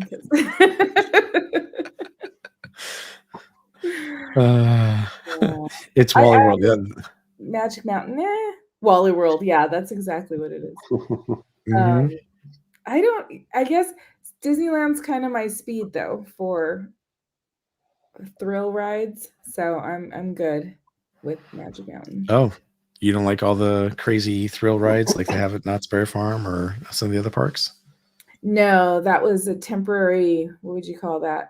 Temporary insanity when I went on Hang Time. So I don't know. I love that ride. You know what's really great, Cordy? If you go like this. Oh no, my eyes. I was trying to peek, but yeah. You're probably like this. I was. I didn't stop screaming. Well, just think you've got the swinging gondolas to look forward to very soon. Oh, I'm sure. Do you notice? Casual likes to keep saying the word swinging every time. That's too funny. Contract. That is too funny.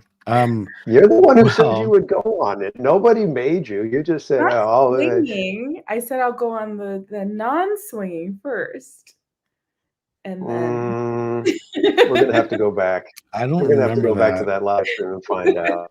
Yeah, I'm pretty sure it was the swinging ones. Yeah. Wait, her viewers are watching. Call her out.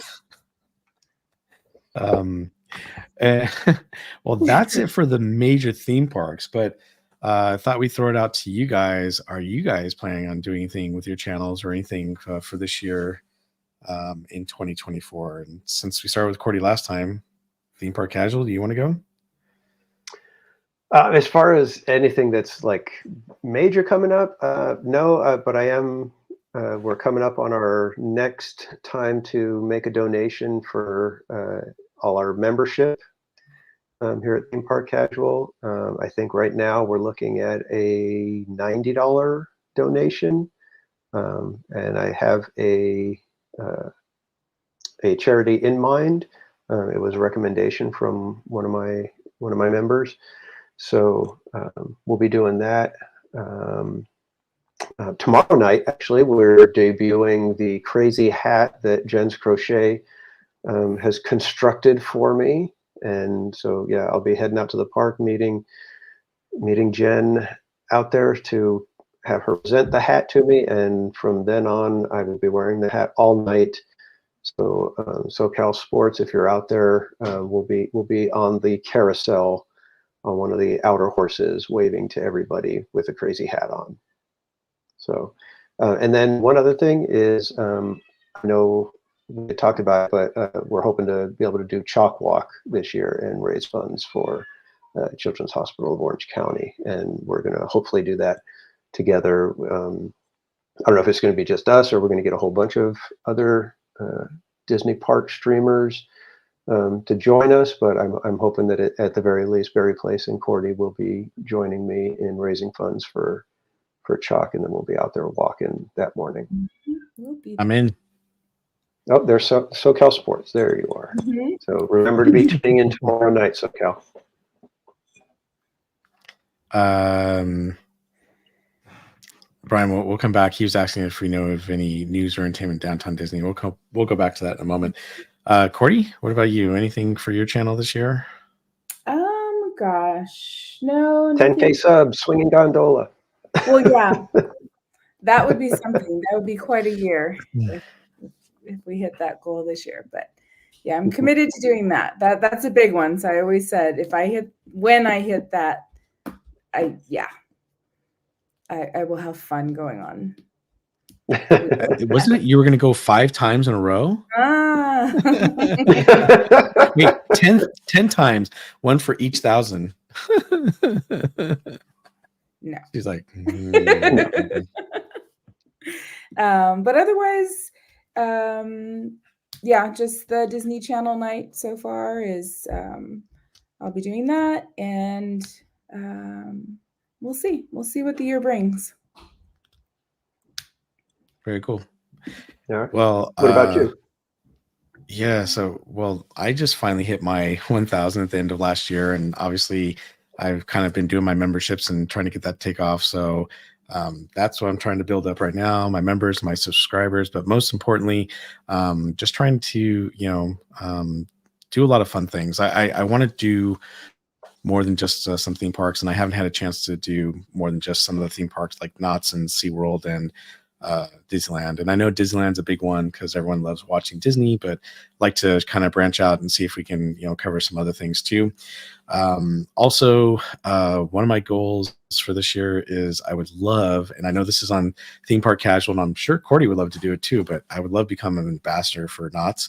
But you've got to have at least 10,000 followers on one of your social media channels. And so I'm going to try to see if I can achieve that goal either through TikTok or X or YouTube or Instagram, but I would love to do that, so that I could become an ambassador for Knott's. I got the perfect name, Barry Place 28, right? So I think that would be pretty cool. Obviously, I want to do some of the After Dark events, so I'll be doing the Disney Channel night as well. I'm going to try to get tickets to the Star Wars event, and obviously you want to go to Oogie Boogie, but really, I just want to do some fun things for all of my subscribers and channel members. So more importantly, just want to say thank you to everyone who supported me as I've been going through this new endeavor. And I'm not even a year in, but I'm having a lot of fun. And the other thing too is, I like what Theme Park Casual is doing. I was thinking about trying to do some charity stuff as well. He's kind of got it in the bag at the moment, and we're definitely going to join him for the Chalk Walk. But yeah, I definitely will be supporting him, and I think it's great that we're able to do things like that to help the different charities out. So I hope you'll join all of us when we take part in doing some of these charity events. And And then, of course, I think it'd be great. Theme Park Casual came with the idea of doing a meet and greet, sometime this summer for Not Summer Nights. So I think that would be a lot of fun for our channels, because we've obviously met some of you in person at the parks.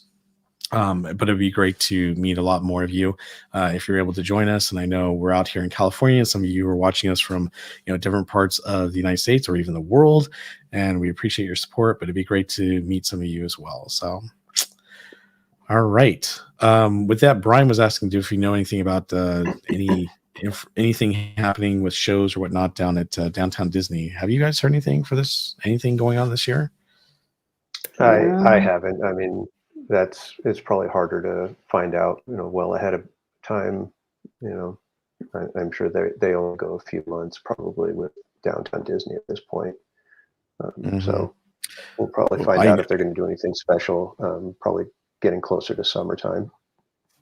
Yeah, well, they're opening up a lot of new restaurants, and so once the construction's all done, I'm sure we're going to include that in our show. What's that? Did you see what they're doing with Earl's Sandwich? Yes. Oh, you missed my stream. I talked about it on my stream. Okay. So yeah, so they are moving Earl's Sandwich to the back, and they're going to put that little trailer. What the heck? I don't know. I'm really bummed about that. So I actually got to talk to one of the employees at the tavern, and he told me what they were doing. And I'm like, come again? What are you talking about? I was like, what you talking about, Willis? So I was like, you got to be kidding me. You're going to move all the way to the back? And they're like, yeah. And apparently it's going to be a 2-story tavern. So it sounds like it's going to be bigger and better for them. But I really like having the tavern and Earl's Sandwich right there in the front. It's like so easy and accessible to get to. Granted, you can take the monorail over, get off the monorail, and then go to the restaurant. It's not going to be hard to do, but it's just it's kind of a pain. I kind of was hoping it would stay there. And to be honest with you, I'm not sure what Disney's thinking, because Porto's is so packed and so busy. Even the one over here in Buena Park, whenever I go there, the line's out the door. I can only imagine what it's going to be like here. So hopefully maybe they build and do a 2-story level. I don't know what they're going to do, but they need to do something, because that area is not big enough for Porto's. Yeah, it's going to be interesting. But right now, Earl's Sandwich is moving into a temporary, like that trailer that's next to Rainforest Cafe. I heard that's where Earl's Sandwich is moving. Well, that's until they get their full blown restaurant.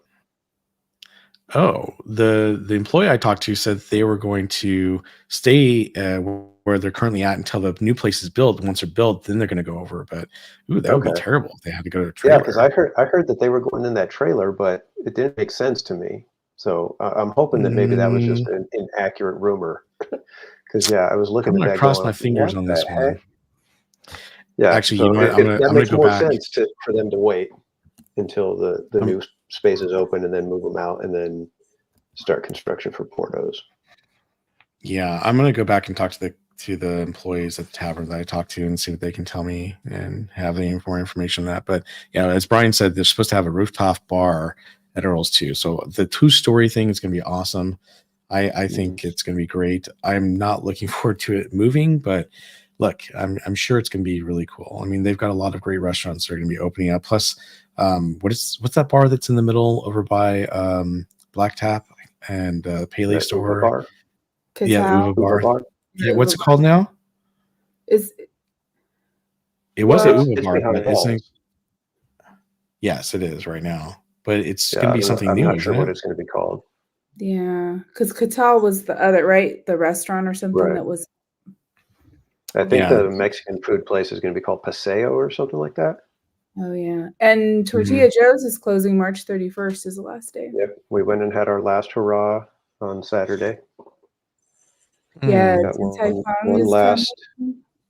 It's gonna go in where. Okay, Brian Sevilla was saying that Din Tai Fung is supposed to go in where Tortilla Joe's. See, I kept thinking they were getting their own building, because you can kind of see there was just kind of the roof, the way the rooftop was looking, right? The more of the steel work seemed like that might fit the mold of that. So yeah, I thought it was going to go back over by the stage as well, but yep, apparently it's not. That's one where Tortilla Joe's is. But I think I really like what they're doing. I got to be honest with you, when you got Disney Springs, which was the former downtown Disney in Florida, I feel like, and now granted, it's bigger, property. They have a lot more restaurants and shops, but it's nice. And I feel like our downtown Disney is just this really tiny thing that just has a handful of things that you can go to and check out. It's gotten better over the years, obviously, but it's nice to see that they're expanding it even more. So I'm glad they're finally doing that because it needed to have more. Yeah. Can we bring back the AMC theater? Kidding. Or a second Starbucks over there on that end of the Right. For the hotel. I mean, I just think it was kind of nice having one there right before the monorail because we used to get it there and then jump on the monorail. But yeah, well, Brian did say there's not a lot of room to walk on the weekends there. I agree. We actually took the monorail to downtown Disney with my dad and my daughter, and we had lunch down there, and it was pretty packed. And obviously certain areas are more packed than others. But I wish, I don't know. It seems like they didn't think that one out very well when they built it. But of course, they weren't sure how busy it was going to be. I bet. So, yeah. Garden Walk has the theaters, Brian says, but yeah, Garden Walk's not that great. Oh, did I say that out loud? Sorry. They have some really good restaurants, but overall, it's just an okay place. And actually, I gotta be honest with you, I kind of miss Anaheim House of Blues not being down there in downtown Disney, and now it's over in Garden Walk. Yeah. And again, actually, I think it's a great location that they put it at Garden Walk, but I kind of miss not having that. Although I will tell you, I've been to Splitsville. I love it. I love the bowling lanes. I think it's a cool place to go. I like it. It's 2 stories, so it's kind of a neat place as well. So, all right, with that, does anyone have any questions for us they want to throw into the chat before we end our live stream tonight? If you do, throw it in there and we'll do our best to answer the questions for you. Well, Zomembi said, what did she miss? She just got here. So I think we have to go through the whole thing again for her. What? All right. Well, you're just going to have to rewind. So at Disneyland. Thanks for joining us tonight. We're going to talk about...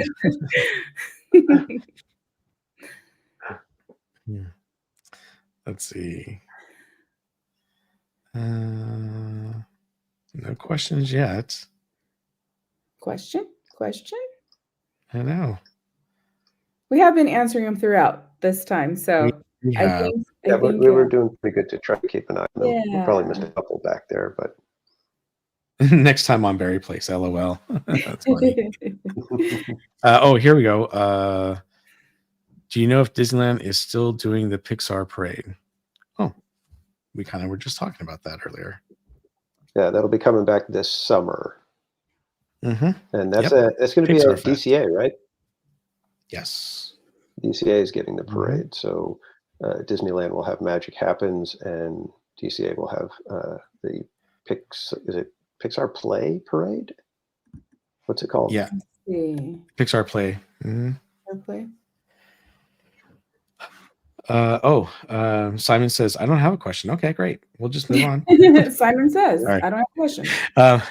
When are they going to fix the Little Mermaid entrance? LOL. Oh, Bianca. Yeah. Wow. Great question. Spicy. Spicy. You have to walk a mile to get to the start of the line. I like the fact they're doing a lightning lane for Little Mermaid. That's kind of cool, even though they probably didn't need to. Yeah. But the way you walk in now is just really weird. So dumb. Bad show. Yeah. That's not a good one. I saw too, I was just a clip Fresh Baked showed the Pirates queue because they're getting ready for the lightning lane to be set up there. So we're kind of Yeah, that's going to be another nightmare. It's like it's going to take something that is at most 30 minutes to 40 minutes on a really packed day, and it's going to balloon to an hour and a half. It's I know. Yeah. Brian asks, is there going to be enough space for crowds when Fantasmic comes back while the mansion is doing its exterior refurb? We forgot to talk about the Fantasmic today. Oof. Yeah, that's right. It's coming back. I think we should there's be never fine as enough far as space. the space. There should be enough. I mean, I don't think the construction affects much for Phantasmic viewing. And considering that the mansion's down, you're not going to have any queue to worry about. Mhm. So I think we'll be fine on space for Phantasmic. But I'm looking I forward to personally Phantasmic feel only because we're getting rid of the Pirates of the Caribbean sequence and going back to Pan. So I love both, but I do like the pirates. yeah. Well, Neuro Disney says this summer is going to be rough in New Orleans Square. yep. Yeah, a little bit. Yeah, that little section of the park is, got two major rides down, and then they're messing with pirates. So, Well, hopefully they'll have enough shows because World of Color 1's coming back, just to kind of spread people out, hopefully, right. with everything Yeah. going on this summer. So, So Mermaid Plans asks, this is a personal question. Do you miss old school fast passes? Yes. Absolutely. I even miss the Max Although Pass. I think the one time, when I tried Max Pass, we did that one time, and I thought it was fantastic. I thought it was a really good system. Yeah, I did too. I mean, it was better than what we have now with this whole Genie Plus and Lightning Lane. It's a horrible system. Yeah, Did I say that loud? Absolutely. Yeah, but that's part of why it's like, for me, I won't buy it. Again, it's one of those, I'm not going to feed that beast. Yeah.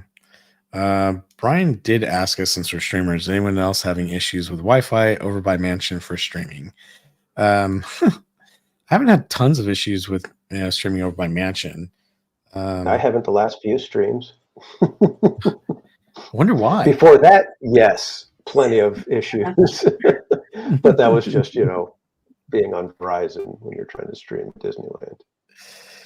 Yep. And congrats to Theme Park Casual for getting a new AT&T plan and a new phone. So your streams look amazing. It's so nice seeing you go on rides you couldn't go on before. So I know, yay. I'm all grossed up.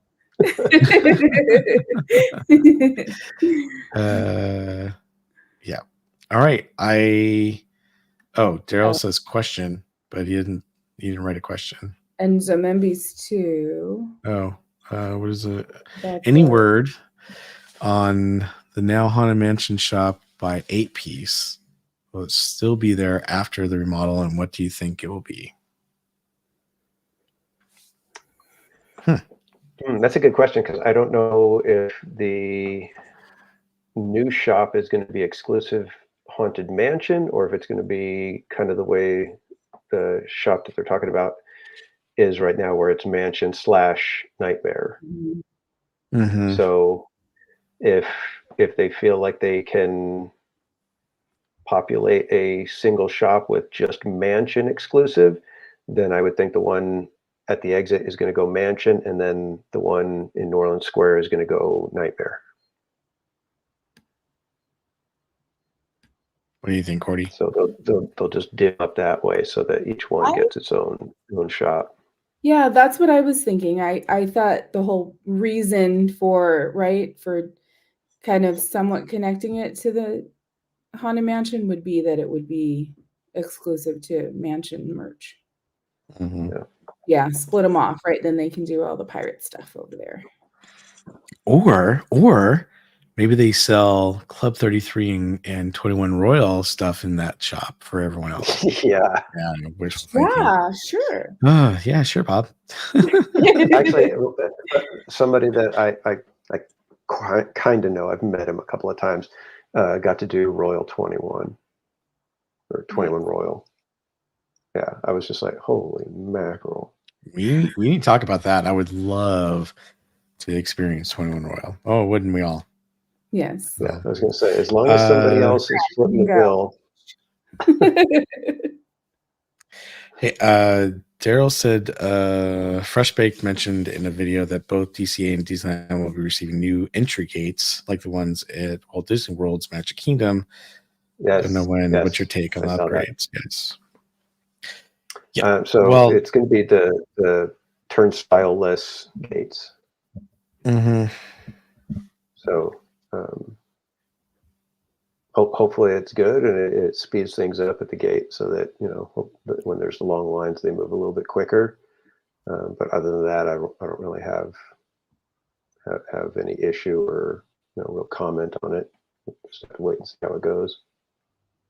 I vote Yeah. for Magic Key, parking lanes, and entry into the park. Yeah, how about just a Magic Key entry into the park? I want both. Mhm. She wants speaking of which, the general admission lanes and then the Yes. Cordy In California lane. Yes. that would be cool. With the parking space reserved right up near the escalator. Yes. Pixar, preferably Yeah. level 3.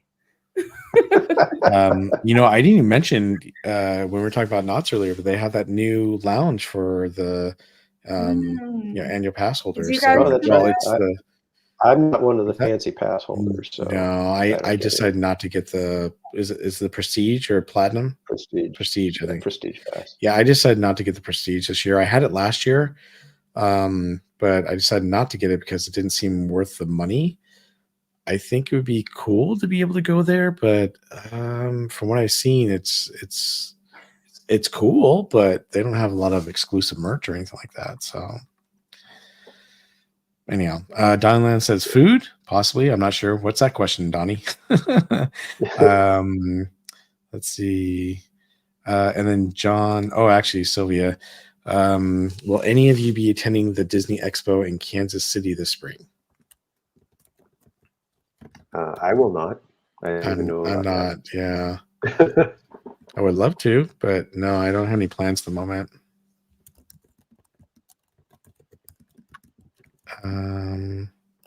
Oh, and we didn't talk about this earlier tonight, but Magic Keys did open last week and close all within 24 hours. So if any of you got Magic Keys, congratulations to you. I know my dad got one. He's excited, and we were able to go on Sunday. We're going to go back this Sunday, so and try to go on as many rides as we can. But yeah, if anyone was able to get one, congratulations to you, and welcome to being a Magic Key holder like all of us. I don't see any other questions off top. And if I missed your question, I apologize. But I think we're about done with those. So with that, we just want to take the time to say thank you so much for joining all of us tonight. Again, we're kind of doing this all on our separate channels until we create a theme park or sorry, I almost said theme park casual. We're creating a theme park casual channel until we create a Park Streamers Hangout channel. So please take the time to like each of our streams.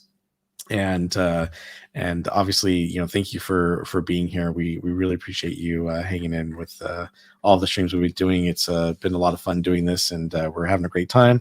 We hope you guys are enjoying the content as well. With that, let's go ahead and start off with Theme Park Casual. Again, tell us when you're going to be streaming next and where we can find you. You can find me on Twitter and Instagram, all at Theme Park Casual. And I will be back at Disneyland tomorrow night for the big crazy hat reveal with Jen's Crochet, celebrating the fact that we raised over $400 for Operation Christmas Child this last Christmas. Mm-hmm. That's awesome. And congratulations on that. Yeah. Right. Very cool. And Cordy? Cordy in California here on YouTube, Instagram, and TikTok. And I'll be there. I'm going to secretly be filming Theme Park Casual when he's on the carousel. So make sure to get Jesus. All right. Very cool. And I'm Barry Place 28. You can find me on, let's see, X, Instagram. I almost said Twitter. Hello, that's X. And YouTube and TikTok. So follow me and please like and become a follower for all of us, because we're all trying to reach that 10,000 goal. One, so Cordy can go on the Ferris wheel, right? So Theme Park Casual and I can become ambassadors. But also, I will be streaming on Thursday this week at Disneyland, and then I'll be back on Sunday doing a day stream at Disneyland with my dad and Ariel again, and then I should be back again the following Wednesday, and I'll probably be there with Theme Park Casual. And I'm going to have Jen work on something for me too, but it may not be a hat. Let's just leave it at that. So Jen's Crochet will be helping me out with creating something new for my channel that I can't wait to share with you guys. So I'll just leave that teaser there for everyone. Everyone's like, what are you talking about? All right. Backpack. It's a what? It's a very crochet backpack. No. Wow. No. Yeah. Good guess. Now. No. But I gotta tell you, I have been thinking long and hard. Theme park casual. I've been wondering what the heck did Jen's Crochet make for you? You know, I'm good friends with her. She wouldn't give it up. So I can't wait to see what kind of hat you're going to be wearing tomorrow night. So yeah, I can't wait. Yeah, are you going to be like the jungle skipper and wear a tutu? Kidding. I have no idea. It depends if the hat goes down that far. All right. Well, thank you again, everyone, for joining us tonight. We really appreciate it. Please, come back every couple weeks to join us, and please join us on our channels as we go out and about in the parks the next couple weeks, and we will see you on the next Park Streamers Hangout. So you guys have a great night, and we will talk to you guys real soon. Good night, everyone. Night. Bye, everybody. Eyes on me.